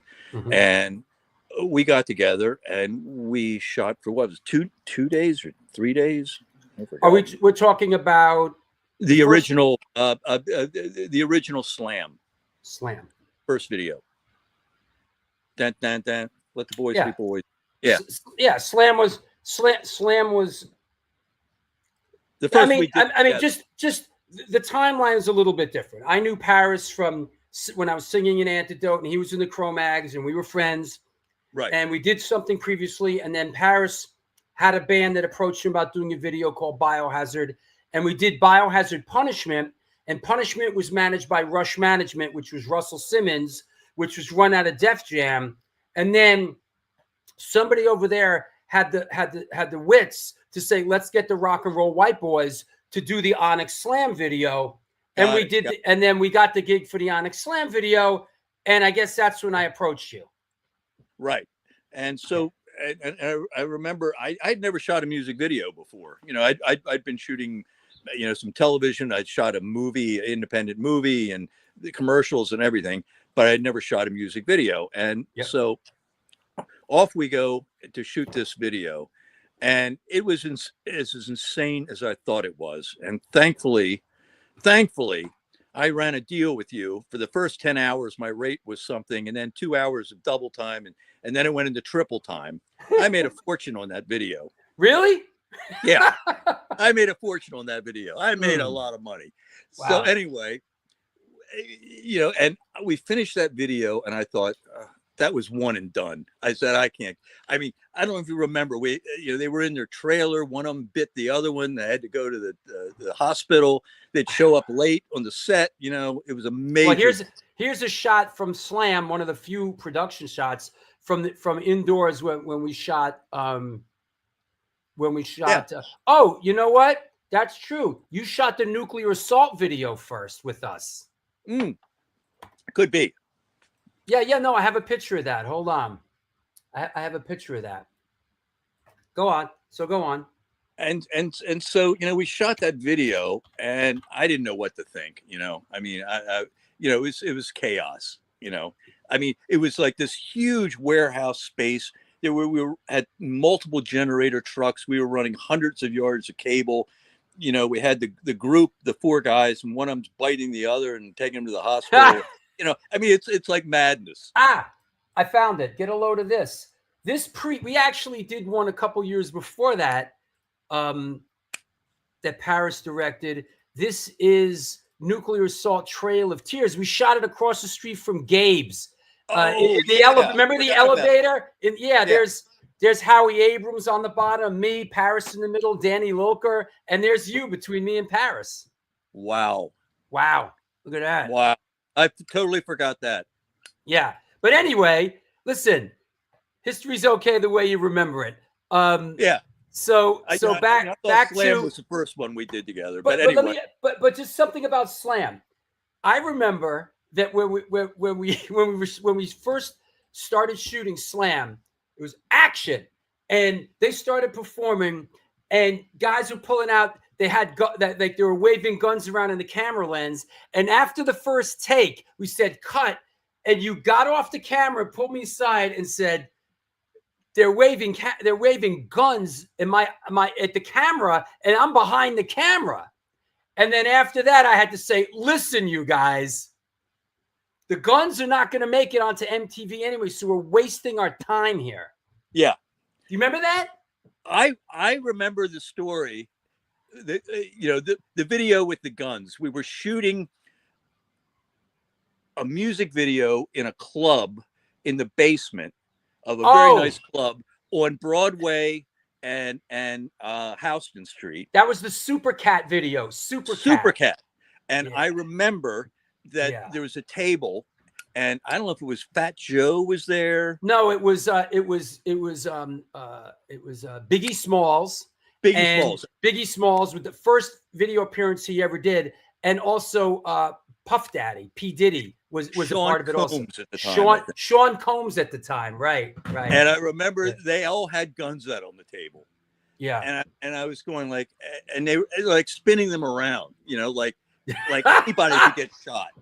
And, and again, I knew that, you have to cut it out of the video. You couldn't use any of this stuff.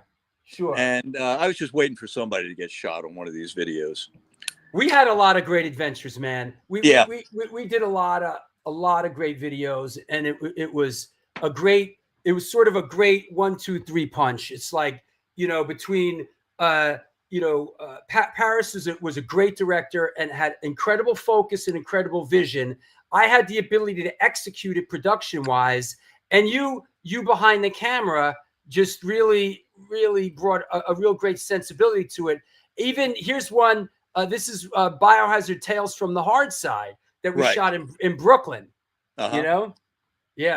So I have so many funny stories about shooting those videos. Yeah. I mean, it's just it was so crazy. I remember we were shooting out in Brooklyn for some group, and they insisted we get them a Jeep. Right? I love when people remember stuff that like I don't remember. Like, thank you. I love when I get some of my memories back. And I forgot the name of the group, and they insisted that you get them a Jeep. A Jeep. A Jeep, a red Jeep. I don't know. And you get them a red Jeep, right? And so we go to shoot, and so we got a camera car that's going to follow the Jeep, and and we got speakers on the camera car, and they're going to rap as we go along. Well, they get in the car, and it turns out none of them can drive. Oh, I remember this. Wait. Was it this? Was it this? Was it Adolf the Assassin? I think so. No, Adolf.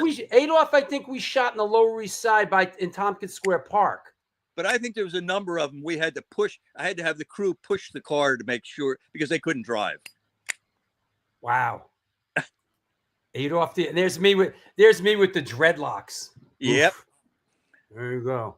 Yeah. But I mean, we shot that first Slam video, and we finished that, and I said, I don't know if I can ever do another one of these things. It was brutal. It was brutal. I made a lot of money, but it was brutal. Yeah. But as it turns out, I don't know how many did I and Paris do. We did dozens, 20 or something. But just before we get back into the book, it was a wild one. Wait, I'm finding the picture. Hold on, I'm digging up the picture. Do you remember? Okay. Do you remember? Oh, you're gonna remember this one because this was a wild one. Do you remember when we did this one? That was the one that broke our backs. This is the Insane Clown Posse in Detroit. Right. Oof.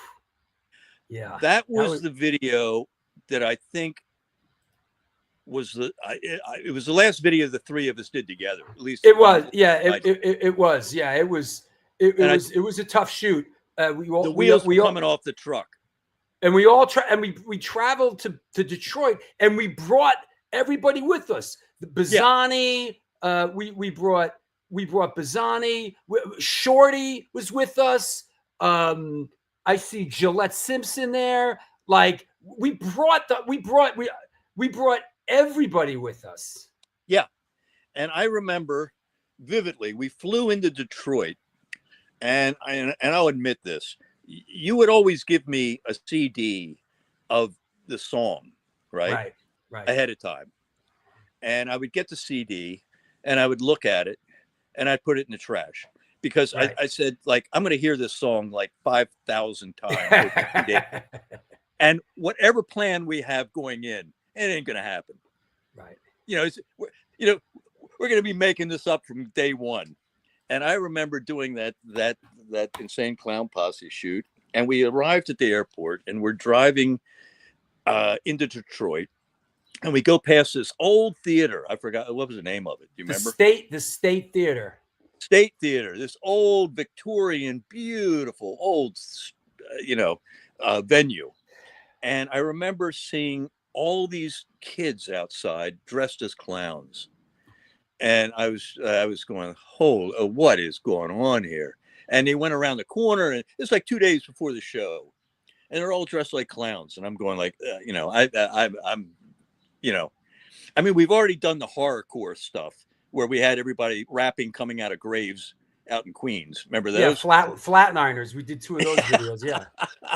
Yeah. Those were great. I remember doing that. Great. Yeah, those were friggin' great.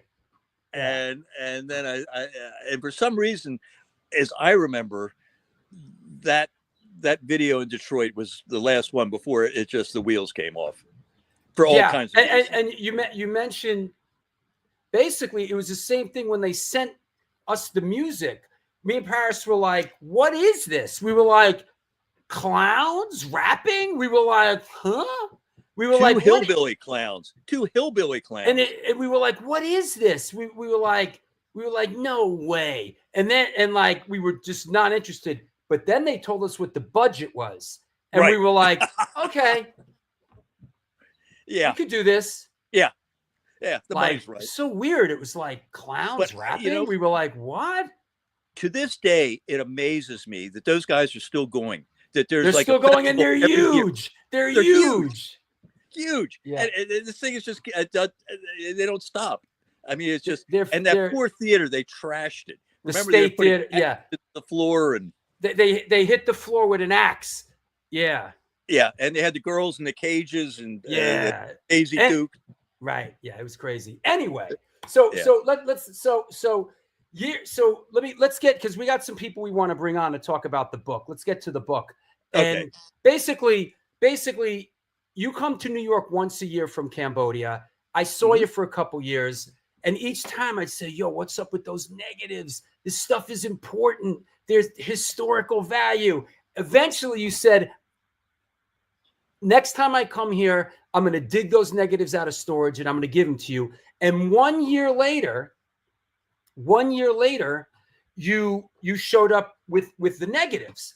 And now I got to say that I was expecting, just in my experience dealing with photographers in general, is that I was expecting like a shopping bag, like just a mess of crap, like just everything thrown in there. And basically, Greg shows up to meet me for breakfast with this. Everything, all the negatives labeled and incredibly together. There was this, and there was a couple other things, but could you imagine? I was expecting like a total friggin' mess. And here's a photo of kind of what they look like when I got them, right? And there was 3,500 negatives. Wow. And there was 3,500 negatives. So I went to B&H Photo, and I got a scanner that scans negatives, and you could return the return policy at B&H Photo is 30 days. So I got a gangster scanner, and I just got to scanning, and I scanned nonstop for 29 days and returned this. And I returned the scanner. I returned the scanner on the 30th day. And one of the things that, I mean, that was real helpful, which is just really friggin' incredible, is you gave me like all the material, including stuff like this, which is you did this in the 70s, kind of explaining what everything was. Right. Yeah. So it was sort of like the group, the venue, the date. The venues and the date. Here's a little bit, something a little bit closer up so people at home can see, right? Check it out. You could see, like, for instance, like the top one, Adam and the Ants at Caves, number 54. Under that is Generation X at King's College. And the date, 11/4/77, X-ray specs, and all that. So a lot of the stuff was either on the negatives, or you sort of had a legend, and you could see it's yellowing. This is dating back to 1977, 78. This helped, quite a bit too, where, you could see who's who and what's what, Right. So that was helpful. Now I'm going through all this stuff, and there is always on some of the negatives, a lot of times there was like a band sort of after the main band that wasn't labeled, that you just kind of took a couple of snaps of, right? I mean, you kind of shot everybody. And there was a couple of bands that I had to really do some research to find out who was this? Who was this band that opened up for Generation X at King's College on this date? And I did research and did recon. There was one band I couldn't figure out for the life of me, and it was driving me nuts. It was this band right here, right? It was this band right here. I could not figure this out for the life of me, right? And it was driving me nuts, right? And here's another picture of it. And this story has a great end to it. And here's another shot. There was like a bunch of shots of this band, and I'm like, who is this? I couldn't figure it out for the life of me, right? Right. And my friend Andrea, from back in the day, she married Tony Barber, who was in the Buzzcocks. And I interviewed Tony for the book. I said to Tony, I said, bro, after that, I said, do you have any idea who this is, bro? It took him literally. I showed it to him, and he went, oh, yeah, that's Crass. I was like, holy mackerel. He said, you don't know how rare this is. This is Crass's third show they ever played before they even got into deep into the whole politics and all that. He goes, this is incredibly, incredibly rare. And sure enough, it was Crass. And I actually Crass just put a book out with a bunch of photographs and their history. And I gave them some of the shots for their book. So you give me the negatives, and I have the negatives, and one of the first people I think I went to go see before I even started scanning was our next guest. I'm talking big sponsor of the show, good friend, Mark Yoshi from Generation Records. Hey, Greg, how you doing? Good, buddy. How you doing? Good. Nice to see you. Good to see you. You too, Drew. Hey, thanks, Mark. Good to you. So, do you remember? I remember when I came in and I had this stuff, and I'm like, "Yo, check this out!" And what your response was? Yeah, as soon as you showed it to me, I said, "Let's make a book." Yeah. And I never did a book, and I always wanted to. I've been wanting to do a book for years, and especially a photo book, because me and the other guy from Generation, Vinny, he really he collects photo books. He's really into that, and I don't know. It's just the perfect thing, like 70s punk UK. It's stuff no one's ever seen before, and they're beautiful shots. And we wanted to do it justice. And Drew, how long have we been working on this? It's been it's been years and years because basically what happened was, I got the scanner, I scanned the photos. Then it took a bunch of time for me and you, Mark, to figure out who's who and what's what. We had to who's this, who's that, and like some things were a little bit easier. Like this band here, like they weren't listed on they opened for someone else, but it's pretty obvious who this is, right? I mean, boom, right? I mean, so there was a lot of moments like, okay, who's this? Oh, wow, that's Squeeze. Oh, so that must be Jules Holland. So there was a lot of moments like that of sort of figuring everything out. And here's another one. This is another one that came up and took some research to figure out. Like this one here, I had to figure out what's going on and do some recon. Now, basically, if you look behind obviously you could tell that there's another drum set behind him, so they're opening up for somebody. If you look on the drum riser, you can make out VIBR. So I deduced that it's the vibrate. They were opening for the vibrators, and then I think the main act this day, I think might have been Susie and the Banshees or something. I just got on the internet and found the show at the Roundhouse that was like the Vibrators, Susie and the Banshees, and this is 999. So there was a lot of that kind of stuff. There was, and if you look at it, you don't realize who it is at first, and then when Tony told us it was Crass, I felt so stupid, Yeah, right. And it's like, oh my god. Yeah. But I never would have put that together with that era. Yeah. Of so it's pretty amazing. And talking to you, Greg, about you're telling me about the shows and stuff like that before, and it was just it made it really exciting. And I think me and Drew talked 3 times a week at least for a couple of years now, right? Yeah. So it's again, when I was doing it, I mean, I just saw so many groups, and you never knew who was going to break out, and who was a one-hit wonder kind of thing, or never to be seen again. But I'll tell you, Drew, the one thing that you told me affected me more than anything else, and that is that one of the groups that I had shot and is in the book, that I think it was the singer, passed away recently.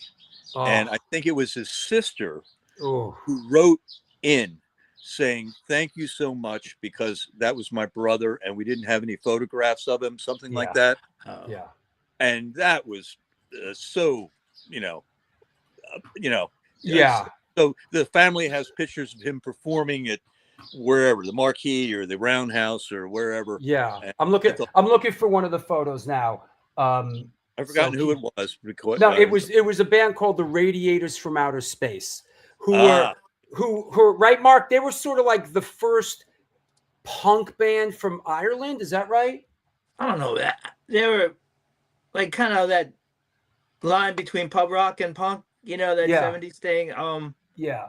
And they're on Chiswick. They have a couple of singles. I don't even think they have an album, right? They only have a couple of singles. Yeah, they I think they had a couple of singles. They might have had one album later on. Yeah. Yeah, but I've never seen pictures of them. I've never, there was a couple other ones in there that were Like, I'm just looking nuts. for, where is, I'm trying to find one of those. It's so many photos, man. Here we go. So That's a actually, great one. so here we go. I'm looking up these radiators photos, and it's from the roundhouse. So these roundhouse, they were probably opening up. It was probably, vibrators, radiators in 999. But this is, I think Philip Chevron is his name, and this is a shot from the book. And what we did with the book was we figured out like what can we add to, we wanted to do. Let me just do one more of Philip Chevron and from the Radiators, who are a very influential band. Here, another shot of Philip Chevron. These great, all these photos. These photos are in the book. But what we did was, we decided that the thing to do is track down. Let's get comments.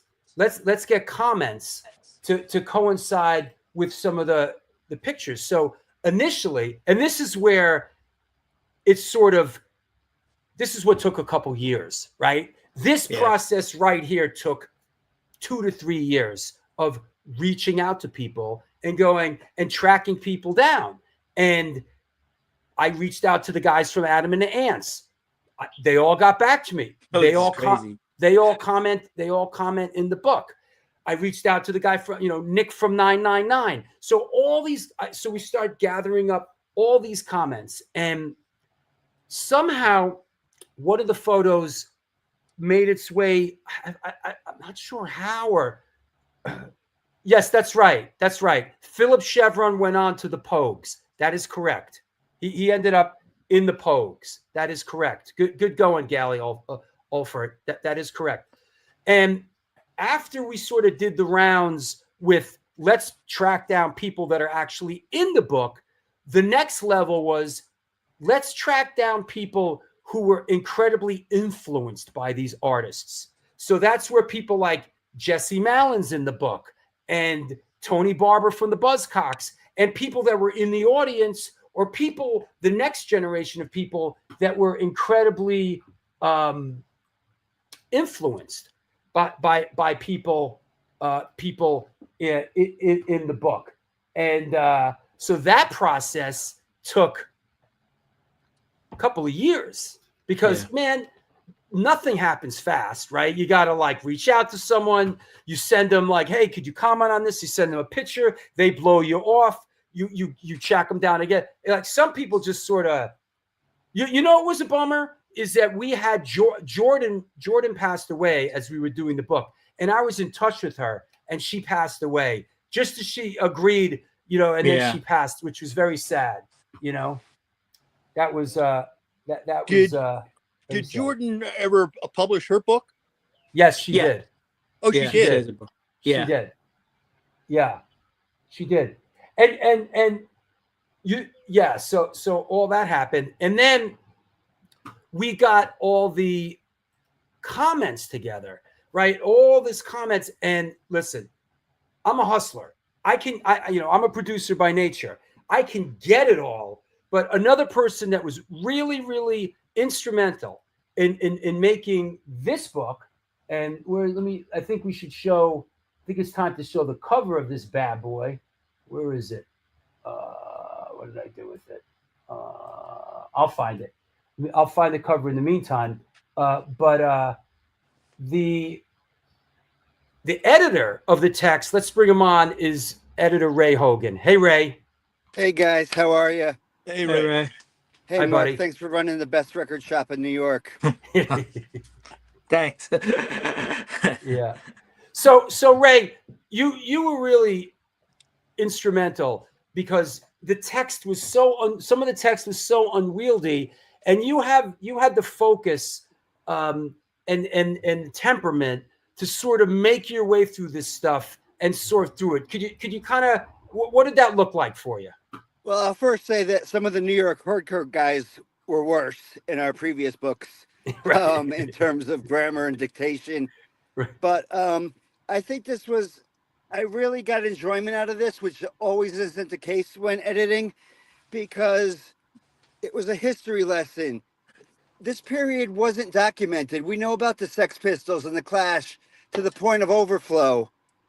But with this, I found it very educational for me personally and very enriching to learn all this. And I think the photos really speak for themselves and their beauty.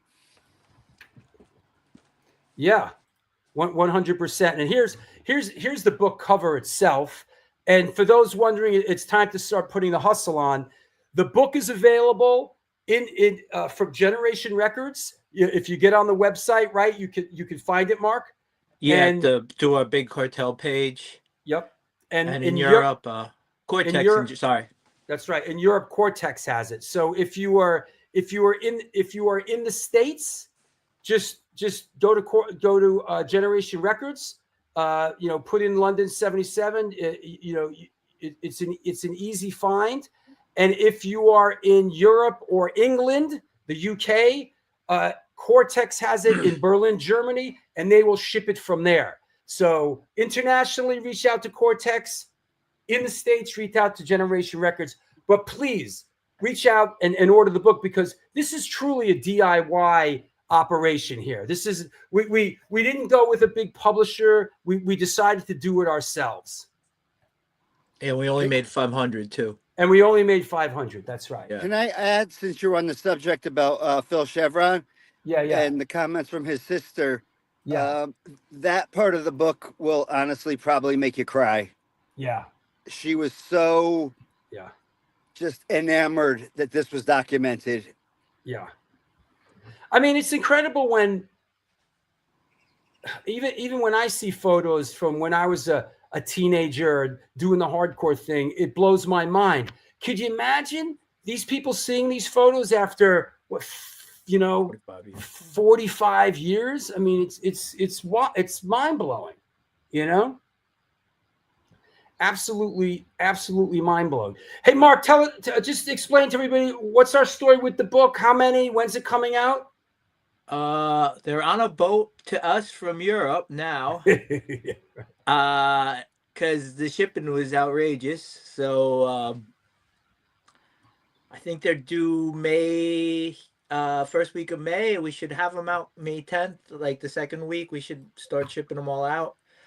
There'll be some more distribution later on. Right now, I had people from England inquire about it, and it's like $50 to ship it over there. Yeah. And it's as much as the book costs, and it's a beautiful hardcover book, but Mark, I've pointed a lot of people to your page to order it already. Oh yeah, thank you. Hopefully they walk the walk.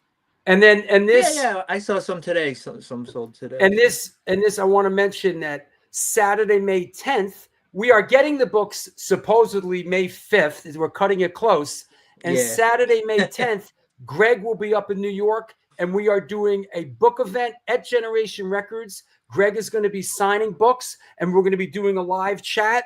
And it's the book sort of birthing party on Saturday, May 10th. So please, if you're in New York City, please come on out to this. It's going to be fantastic. Yeah. I just want to say, to everybody, to Generation Records, to Mark, to Vinny, to Jesse, to Ray, to John, everybody. I mean, this would have never happened without you guys. I mean, this would have ended up in a landfill. And I can't thank you enough for all of you to rescue this stuff and for people to look at it. I mean, I'm just shocked. Yeah. Sometimes fate works in awesome ways. Yeah.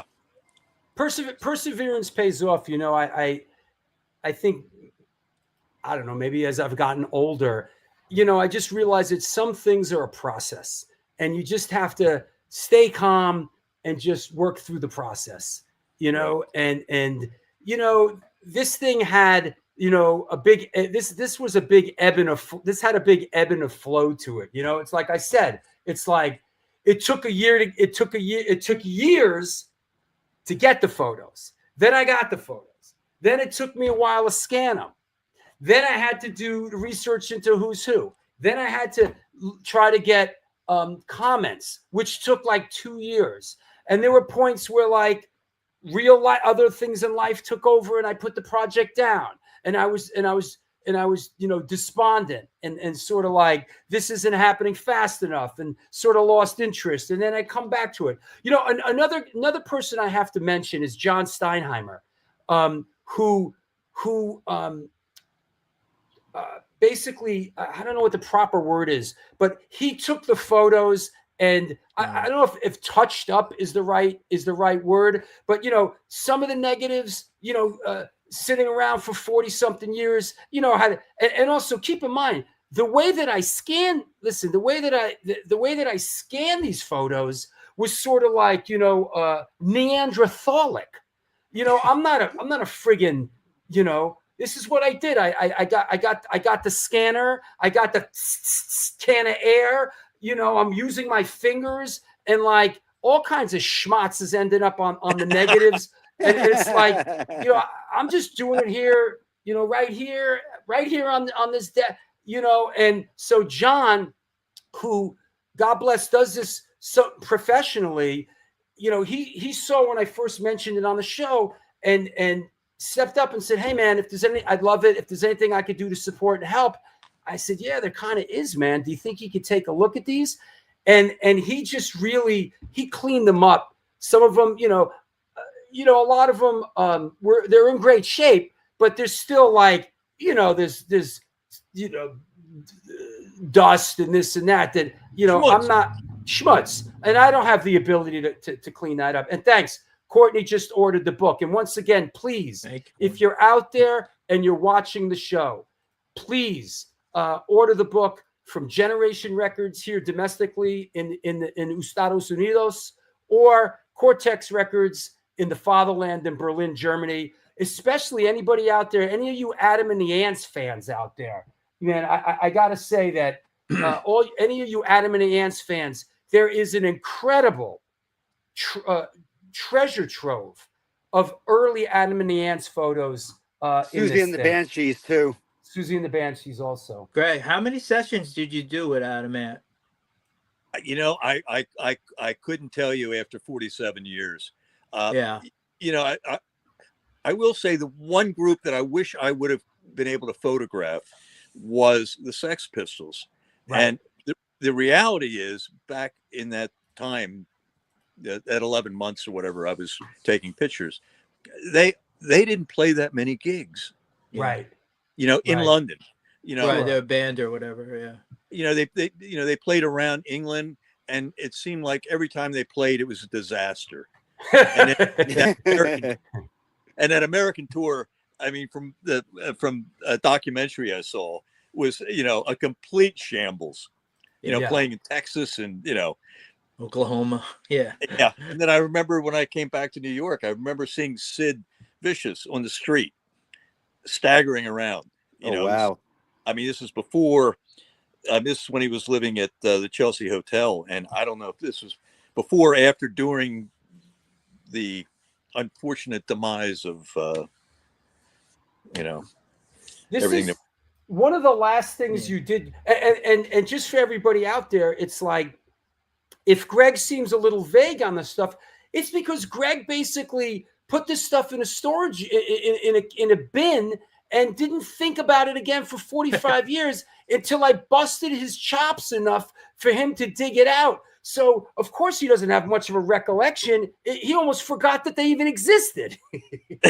Almost. I mean, I didn't forget they existed. I just forgot so many of the stories. And I mean, there were so many gigs. I mean, I went to, I can't even imagine how many gigs and how many bands I saw in 11 months, but it was, a lot. One of the last things you did, Greg, is this photo session. It's dated 5/11. So this is the second to last thing that you did before the Jubilee premiere. And this was like, I guess, you were really, you became really tight with Adam and his management. This is like basically a photo session with Adam. And here's one of the shots. I mean, these are just these are incredible, and these have never been seen. You know, these are incredible shots. Yeah. Yeah. I mean, I took the pictures, and I mean, it's kind of becoming blurred after 47 years. Yeah. Yeah. This was still the old Adam before the Cowboys and the Indians and the The Pirates. Yeah, the Greg, Pirates. The Pirates. Greg, was anybody like, get that camera out of here? Did you meet resistance at all during that era? No. In fact, so many of those shows, I was especially in the first 3 or 4 months, I was the only one with a camera. I mean, nobody was filming this stuff. Awesome. And towards the end, I mean, there was more and more people were starting to take pictures. But, in the early days, nobody was taking pictures. I mean, it was, I don't know why. I mean, they didn't think it was a nerve. You must have been one of the only Americans there too, right? Oh, I think until I ran into, say, John Waters and Wayne County and Christy Hyde and, the Americans coming over. I mean, I didn't run into another American on any of these gigs. Yeah. Here's an interesting photo. I just found this. This is not in the book, and it's a little soft. But this is one of the few photos of actually you really see the crowd. But this is this has never been seen before. This is not in the book, but I just came across it in digging stuff out. But this is sort of really young people, man, young people. The whole scene was young. I mean, I felt like I felt like an old man. Yeah. When I was taking these pictures. I How mean, I old felt were you? like a senior citizen out there. How old were you at the time, Greg? I'm trying to think, maybe like 29, 30. Right. And you thought you were a senior? Yeah. I mean, but in terms of the fans, right? Gotcha. Yeah. Right. I mean, they were like teenagers. I got something. I got something interesting here, and I want to ask everybody out there. Does anybody know? And don't answer this, Ray, or does anybody know who this artist is? Anybody? Can anybody? Because this is an interesting story here. Does anybody know who this artist is? There's a cool story that this is in the book, and there's a cool story attached to this. And let's see if anybody. Very, very good, Wayne Spike Large. Wayne Spike Large, who just ordered the book. Thank you, Wayne Spike. So Wayne Spike Large says, is it Dexy, as in Dexy's Midnight Runners, as in Come On Eileen? Close. This is a band called the Killjoys, and the Killjoys. That's right. That's right. It's Kevin Rowland. Kevin Rowland. That's right. Pat Baldwin got it. It's the Killjoys. Now, the Killjoys had Kevin Rowland in it, and also the bass player for the Killjoys was this gal. And this is one of the so much fun about doing the research about who's who and what's what. This was the bass player of the Killjoys. And if anybody knows the Killjoys out there, this gal, I think her name was Gil. I'm sorry, but that's right. That's right. This is the girl that went on to start Girls School, the band Girls School.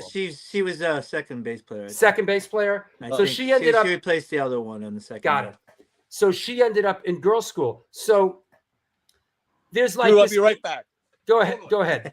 So there's this incredible process of.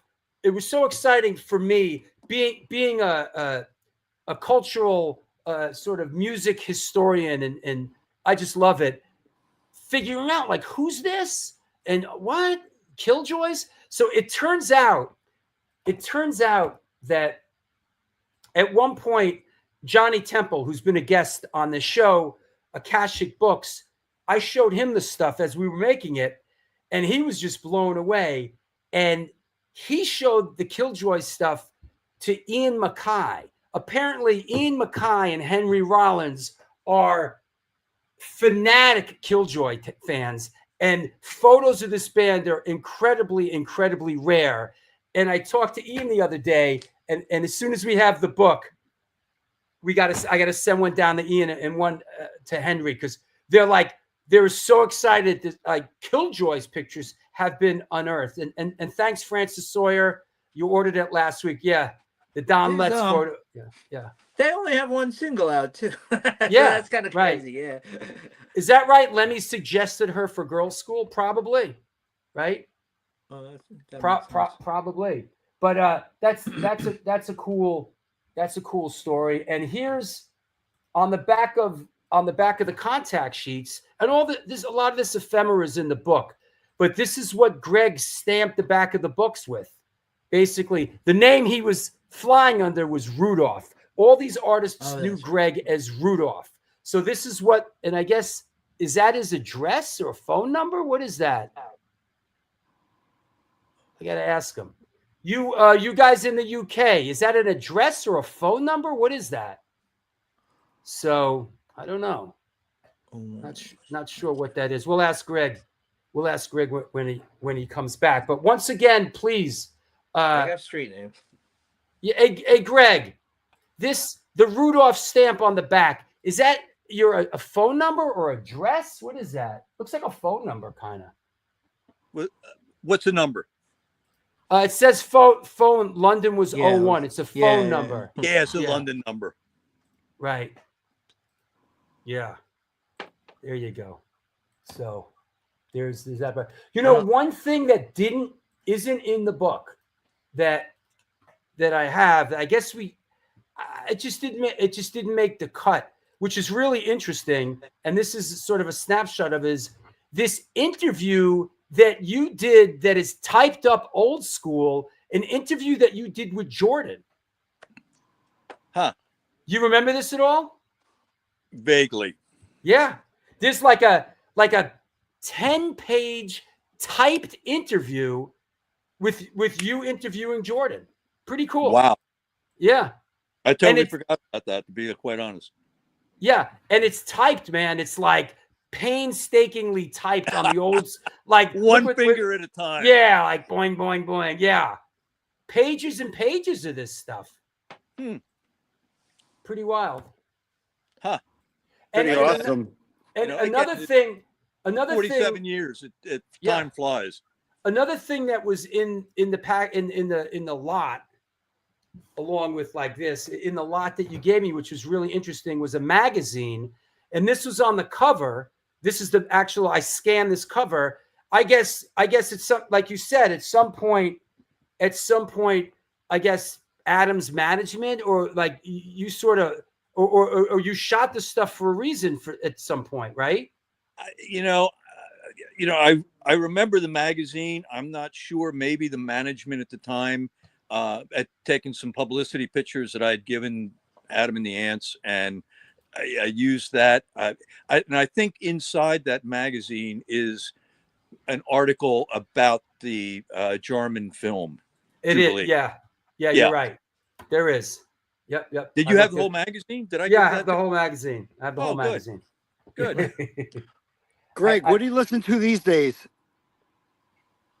What I do now is, I run a free clinic for the poor in Cambodia. I've done that for 15, 16 years. And then I go back and forth to Ukraine with trauma supplies. How about listening habits? What music do you listen to music at all? I do. I tend to mostly listen when I'm at the gym, when I'm working out, to be quite honest. And as I said, I listen to the music that I listened to back in the 60s, old blues stuff, some John Lee Hooker, maybe. I'm right with you there.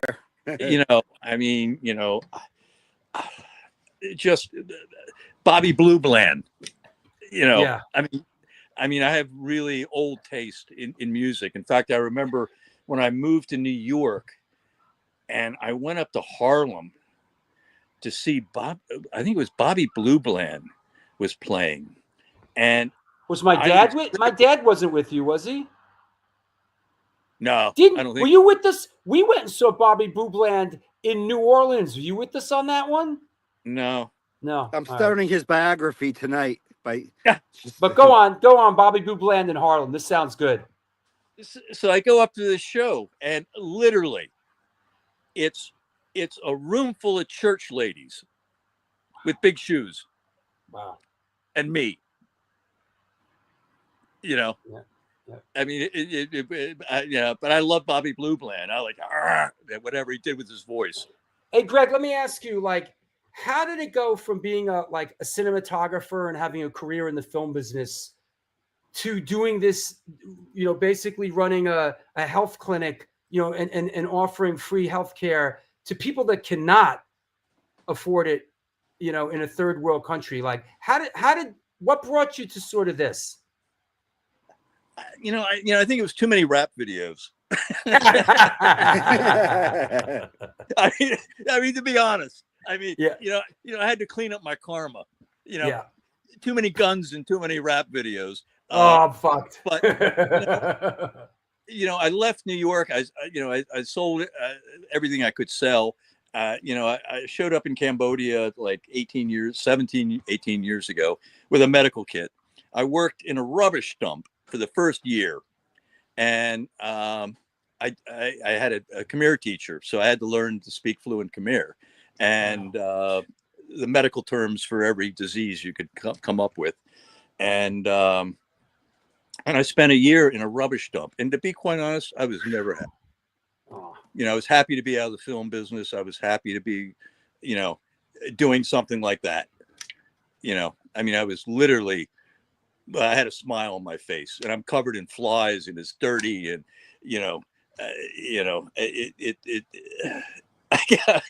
but I was never happier. It's a crazy thing. I'm happy when I'm in Ukraine, and I got damaged on the second trip, and then I made a third trip,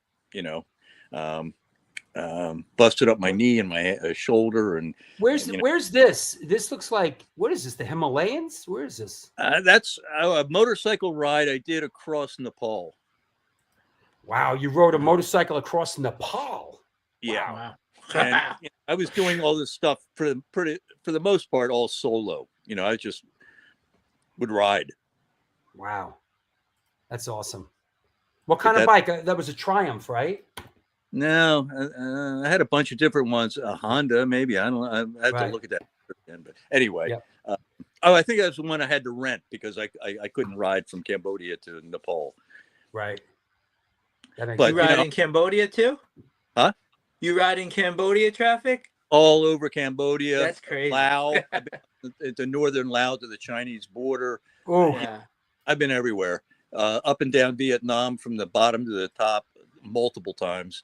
I love.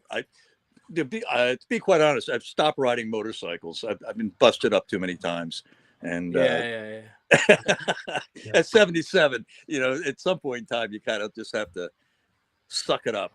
Yeah. I hear you. Yeah. So let me. That said, let me just say as we say goodbye to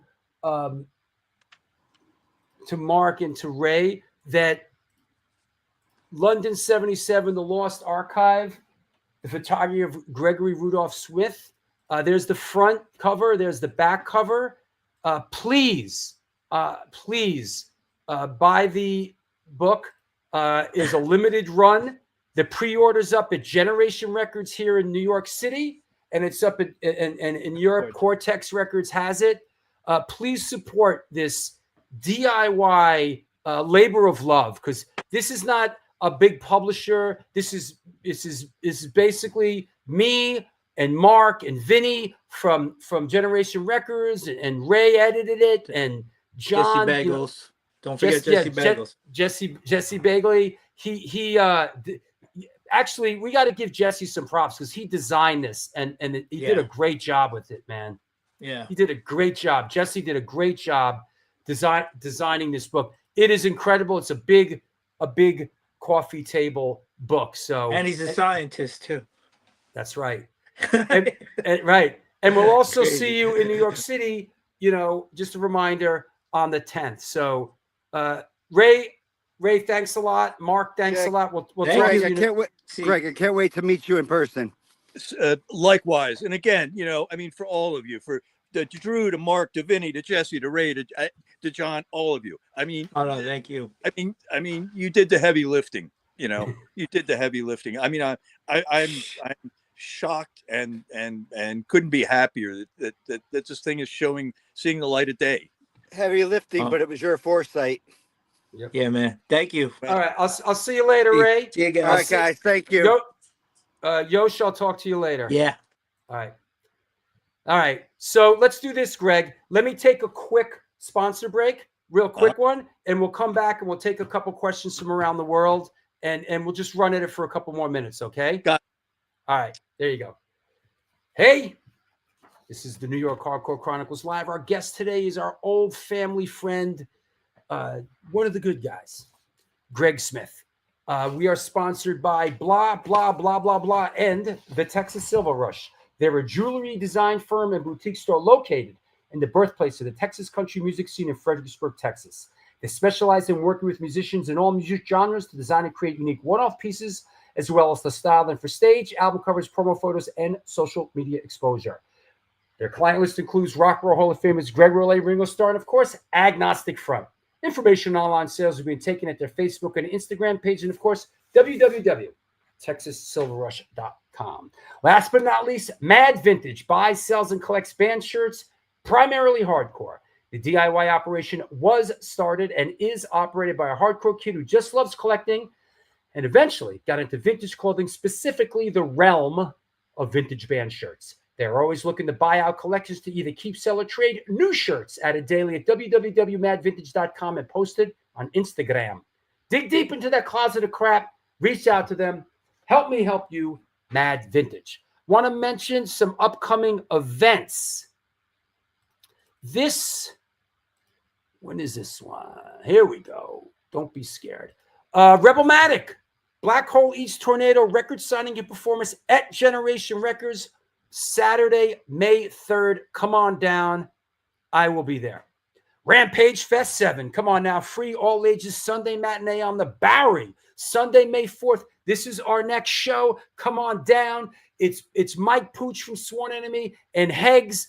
Their birthday bash, Sworn Enemy, Silence Equals Death, Brass Knuckle Brigade, Redwoods, Life of Deceit, formerly Gunk, DJ SDK Sound System. Saturday, May 10th, like we said, we're doing the cinematic and music walking tour. If you're a patron, it's free. Join Patreon. Please support the show. There is the address again. Get on Patreon, punch in Drew Stone, find it, join Patreon. Come on now. The walking tour is going to end up at Generation Records, where we will be doing the Greg Smith book signing. Rebelmatic in the park, in our beloved Tompkins Square Park, our annual Memorial Day weekend show. Rebelmatic non-residents, Butterbrain, End of Hope, Sonic Bomb. But I will not be there because I will be in Las Vegas with Incendiary Device playing punk rock bowling on the 23rd. Sold out at the Fremont Country Club. 7 Seconds, Negative Approach, Effigy, Stalag 3013, Incendiary Device. While I'm out there, I will also be hosting a tour at the Punk Rock Museum on Sunday the 26th. Buy the ticket, take the ride. Sunday, June 1st, I'm getting married on stage at the Sunday matinee at the Bowery Electric at Joey Ramone Place, half a block from CBGB's. We're doing the My War thing with a lot of special guests. It's going to be epic. Channel 3 is coming on Sunday, June 22nd, with Malavista, Chemical X, Chumhofer, and Beast from the East. My birthday, June 28th, we are playing Boston at the Brighton Music Hall with Tree. A lot of the gang is coming up from New York. It is my birthday, and I couldn't think of a better way to celebrate it than an ID show in Boston. Sunday, July 13th, Bowery Electric, the New York Hardcore Chronicles, and Godfather's Bar proudly presents the Back to the New York Hardcore Roots music series, Fury of 5, Shoot the 5, The Long Wait, Jerry Body, and Fug It. Come on now. Sunday, August 3rd, continuing the Back to the New York Hardcore Roots series, at the Bowery Electric. Free all ages Sunday matinee. Crazy Eddie, the final show. This is the last show that they are playing. It's part of the Uptown Rumble music exhibit on display at the Museum of Bronx History. I'll be up there Thursday for the opening. Brass Knuckle Brigade, the return of Enziguri, Four in the Chamber, and Go to Mentz will be on the show. Also, the Upstage Music Fest has been announced. It is in Pennsylvania, and we are playing along with E-Town Concrete, Sworn Enemy, Brick by Brick, Mephistopheles, and many more. So we'll be out there for that. It's in Clearfield, PA. Excited to be a part of that. Sunday, August 31st. I'm running the whole gamut here, kids. Sunday, August 31st at the Bowery Electric. Free all ages. It is Demise, Nailed to the Cross, formerly 25 to Life. Cropsy, Jackknife Johnny, featuring Joe Truck, Concrete Burial, and DJ SDK Sound System. Back in Tompkins Square Park, Saturday, September 27th. Of course, in our beloved Tompkins Square Park at the end of the summer, the Misfits, who do a combination of Misfits and Smith songs. Incendiary Device, Tree, Midnight Foolishness, and Life of Deceit. And then, of course, to wrap it up, this October at the DNA Lounge, we will be out in San Francisco playing Crash Fest. And yes, we do have new music coming out. That's what all this stuff is leading towards. If you have a question, Go Deep, Get Weird for our guest, Greg Smith, photographer. Please post it now. Go Deep, Get Weird. Any question maybe about some of the music videos he shot with me and Paris Mayhew, or on any of the pictures, but go ahead, throw it in there. So let's see what we got. Let's bring Greg back on. Okay, you ready? Let's see. Hold on. Let me kind of dress it up a little bit here. Let's see what we got. Good question. Will there be a volume 2 book or even a big book of contact sheets? That would be awesome. I think the world needs to see more of the archive, especially here in the UK. Wow. That's up to you, Drew. You know, that's a good, fair question, Wayne, and thank you. It's hard to say. You know, I think in a lot of regards, it would be a lot of it would be more of the same. I really tried to edit and curate it to the best of the best is what we have here. And all the bands that Greg shot are pretty much represented. Even bands that I didn't really know or don't know and didn't really do much, like Boyfriends or Peroxide. What are they called? There's a couple of bands that just I never really heard of them. I looked them up. They might have played, right, Greg? I mean, when you were doing this, there was always a couple bands, like you said, that sort of played a couple show and then just sort of disappeared, right? Yeah, they were opening bands or whatever. Yeah, they came and they went. I don't know. I mean, yeah, so many years ago. You know, let me give them a for instance, like here's a band called. This is interesting. Hold on. Here's a band. Wow, these are cool. These are the book. Here's a band called the Depressions. You know, I think they have like a page in the book, but you know, there's it's not all Generation X and Susie and the Banshees. You know, here's a band called the Depressions, and obviously they're playing the 100 Club because you could see in the background the flyer for the 100 Club, which is pretty cool. You know, nice. Yeah. I love the details like that. You know, that pop up in this stuff. So like here's like I don't want to say marginal. I don't think that's fair to say, but a band that maybe didn't go on to score big accolades or maybe the members, but you know this is the Depressions. You know, so they turn up.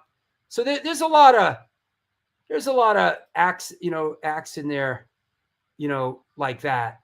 So yeah, so we'll see. I mean, we'll see what happens. It was a lot of work, man, and it took years. And I'm sure. Yeah, and to be honest, Heavy lifting. yeah, and let's be frank here too. It's like a book like this is a big investment. I mean, Generation Records is laying out a large amount of money to print up 500 books. So let's hope that they sell, and and then we'll think about what else we could do with them. You know what I mean? Right. It's like, let's not get ahead of ourselves yet. This is a good question from RS, who's a real, who's a real graffiti guy. Did you photograph any of the downtown New York City street stuff? Abandoned buildings, burnt out cars. Like when you came back to New York, after the London? You just weren't shooting anything, huh? No, I was kind of, quite honestly, I was kind of burnt out. I mean, it was like, 11 months of intense going to clubs, 3, 4, or 5 times a week, and photographing. And as I said, I came back and I went to CBGB's. I saw a lot of acts and I don't know. I had to make some money.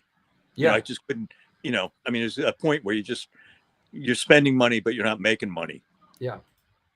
Yeah. And I guess also, like, in a situation like this, you put in all this time and all this work, and it wasn't even marginally respected or lucrative. Oh no, not in the least. Not in the least. So it's sort of. I mean, after all this, I'm going to get 2 copies of the book, and that's it. Exactly. And I'm happy. Yeah. And that's all you want anyway, right? That's all I want. And 2 copies of the book. One I'll take to Cambodia with me to show some friends, and the other I'll put in storage. And and I'm a happy guy. Well, you could certainly have more if you want them. No, it was fun. But you're like me, it's like, who needs the stress? I don't need more. It's like, I don't need more books. I don't, I'll take one. I just couldn't be happier that this thing is seeing the light of day, and it just didn't end up in a dumpster, which is where I'm going to end up. And what do you mean you bought 5 Patreon memberships? How does that work? That's the first I'm hearing of that, Courtney. What do you mean you bought 5 Patreon memberships? What does that mean? I got to look that up. What did this guy just do? Or what did she just do? Let me see. Hold on. What kind of craziness is going on here? I don't see anything about Patreon memberships, but all right. Oh, you gifted 5. I don't know how you did that. I don't see it turning up. Patreon didn't say anything, but anyway, hey Hegs, happy Easter, Hegs. Are you excited about Rampage Fest, Hegs? Ladies and gentlemen, boys and girls, here he is, the one, the only Hegs, who's been the force behind Rampage Fest. It's May 4th. It's his birthday bash, so everybody come on down. So let's see what other questions we have. Let's see.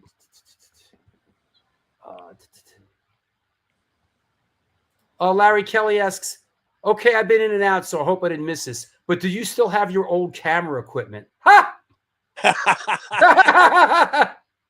All I have is an iPhone. Bro, let me explain this to you. This guy's been living in Cambodia for 20 years. This guy, no, he does nothing. Good question. Did you take pictures while you were in Cambodia? Yeah, I did. I took, I have photographs of patients, diseases that I saw that I was trying to figure out what they were, weird things, motorcycle trips, friends, all taken on an iPhone, basically. I mean, you're going back to Cambodia. I mean, it's basically your home. I mean, obviously you love it there, right? Yeah, I mean, it's just a crazy place. I mean, it's I don't know what it's I speak the language. I know the culture. Right. I know the people. I know the bars. Yeah. It's just it's just more interesting for me than to live in America right now. Sure. Do you remember when you were the cameraman on this shoot? This is when we shot Riker's Cold Sick. I forgot what the song was called, but this is Riker's from Germany. They were on Warner Brothers. They came to America and we did this video. I directed it, you shot it. Cold Sick Lost was the name of it, and we shot this. This is 1996. Yeah. Looks like we were in a bar. You remember where the location was? Yeah, it was. I do remember. It was in downtown Manhattan, and it was like this sort of like go-go setup we did. Yeah. Yeah. It was down by Wall Street. That's right. That's right. Yeah. Yeah. Yeah. Yeah. And the guys from Sub-Zero were in the video, and yeah, that was a cool shoot. I directed it, and you shot it. You got a whole different look there. That was the thing I remember about you. Every 6 months you would have this completely, utterly different look. Yep. You go from the track suits and the dreads to that picture, and it was like you never knew when I saw you what you were going to be like.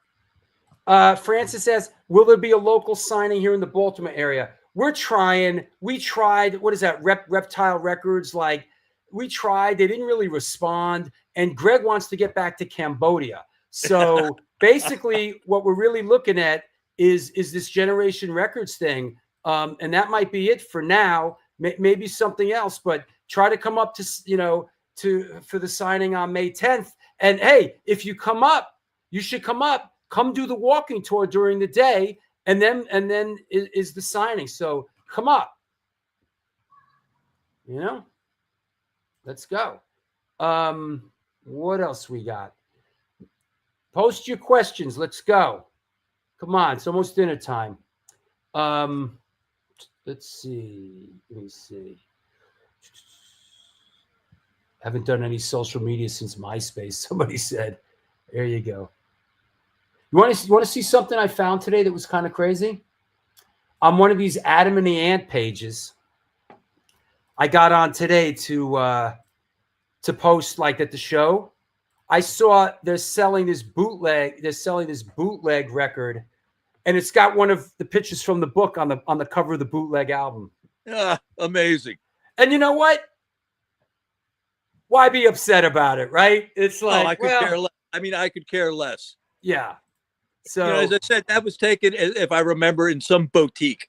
Yeah. Some London boutique with a bunch of mirrors. Yeah. More power to them. You know what? It's actually really freeing not giving a shit. Right.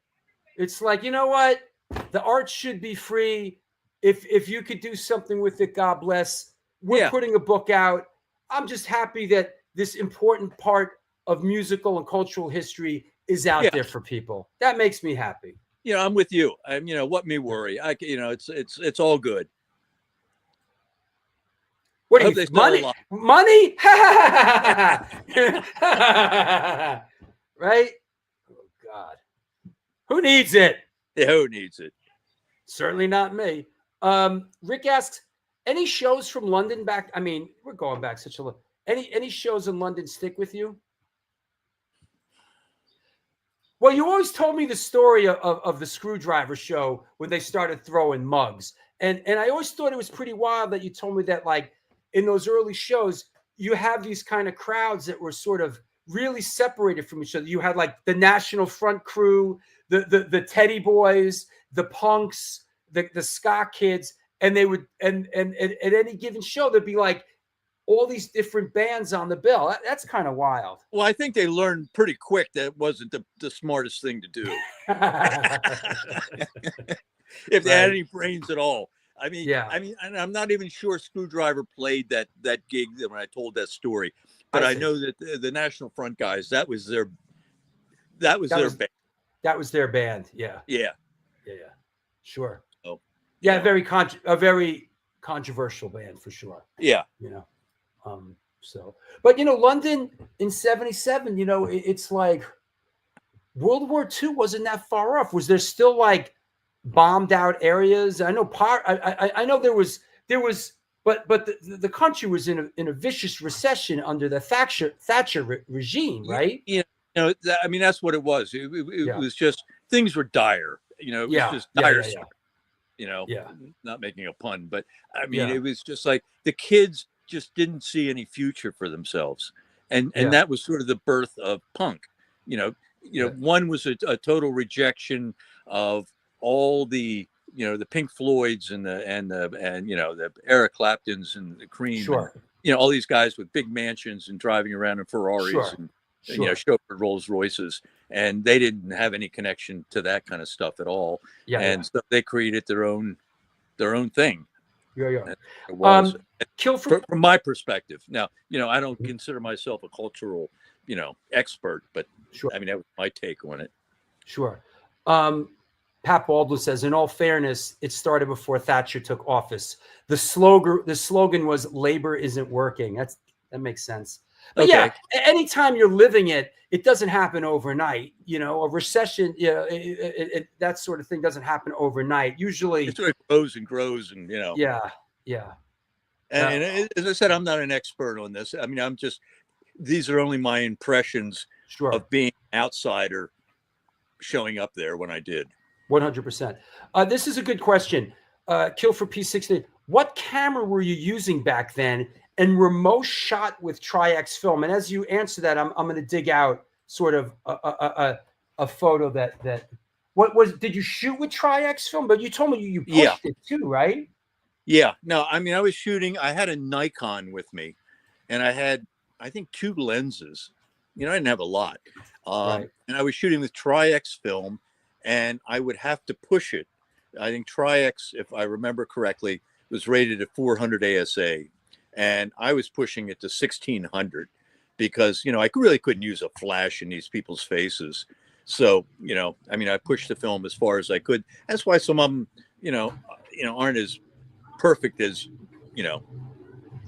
as you would like. But, you had to just go with the flow and, Yeah. And it seems to me that, like, I mean, the situations that you shot in, where you had control over the light and the subject, just came out staggeringly beautiful.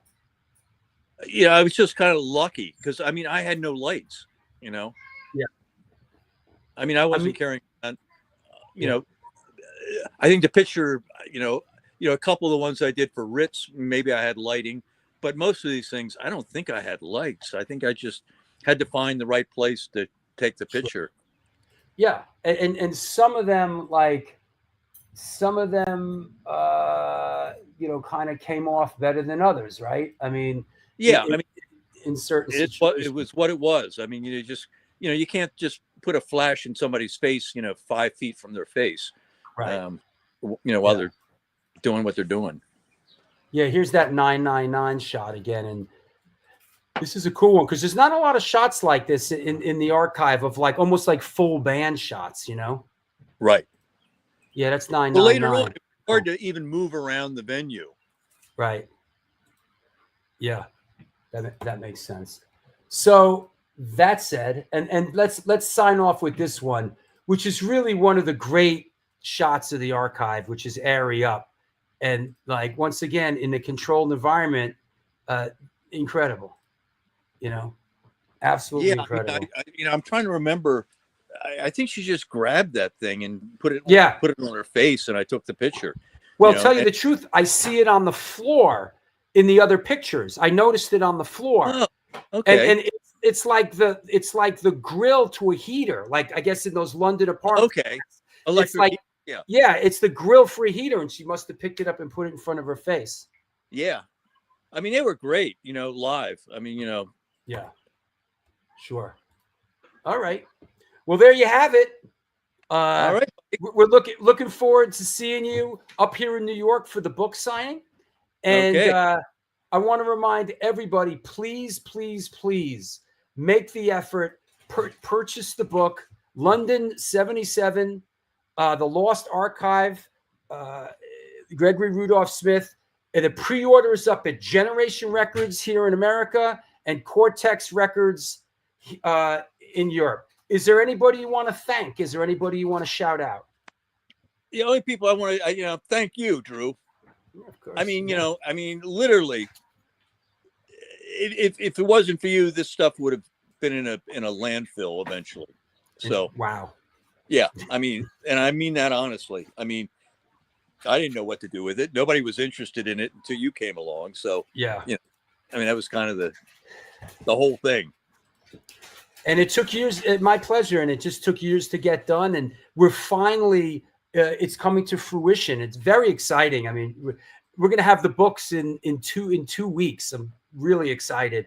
And and I got a message from Dave Martin, who's one of my patrons. He said, I've had the book for a couple of weeks here in the UK from Cortex, and honestly, it's magnificent. Greg's photos are exceptional. They just pop with vibrancy, like you're right there at the shows. It's a complete work of art. So wow. Very, very, very excited to actually hold one of these books. And thanks for coming on the show. And it was great to see Arnie and everybody else. And I'll see you in New York in a couple of weeks. See you in a couple of weeks. Thanks, man. Thank you. Bye-bye. Whoa, there you have it. Greg Smith. One of the good guys. Been a part of my life for a long time. Greg Smith was a big part of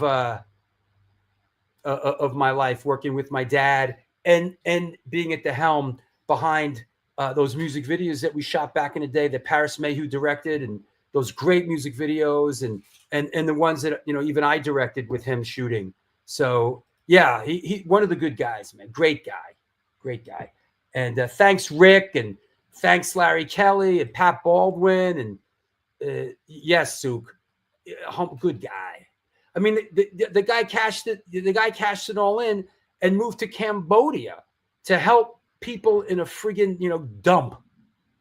I mean, the guy has an incredible story. Thank you, Marla. Yeah. Yep. So happy Easter, everybody. Thank you so much. We will see you on Wednesday with Chris Gullis from Bulldoze. It's amazing. We're doing show. It's like it was in the beginning. We're back to we're like punching out these shows every couple days, So there you go. Thanks a lot, everybody. Thank you, Wayne Spike Lounge, Wayne Spike Large. Thanks for coming by. Come by again, man. We're here. This is what we do. We're not going anywhere. This was the New York Hardcore Chronicles Live. Until next time, do good things, and good things will come.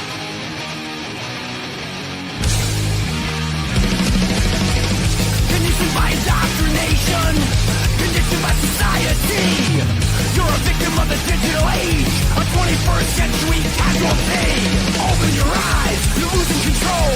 Open your eyes, put down the phone.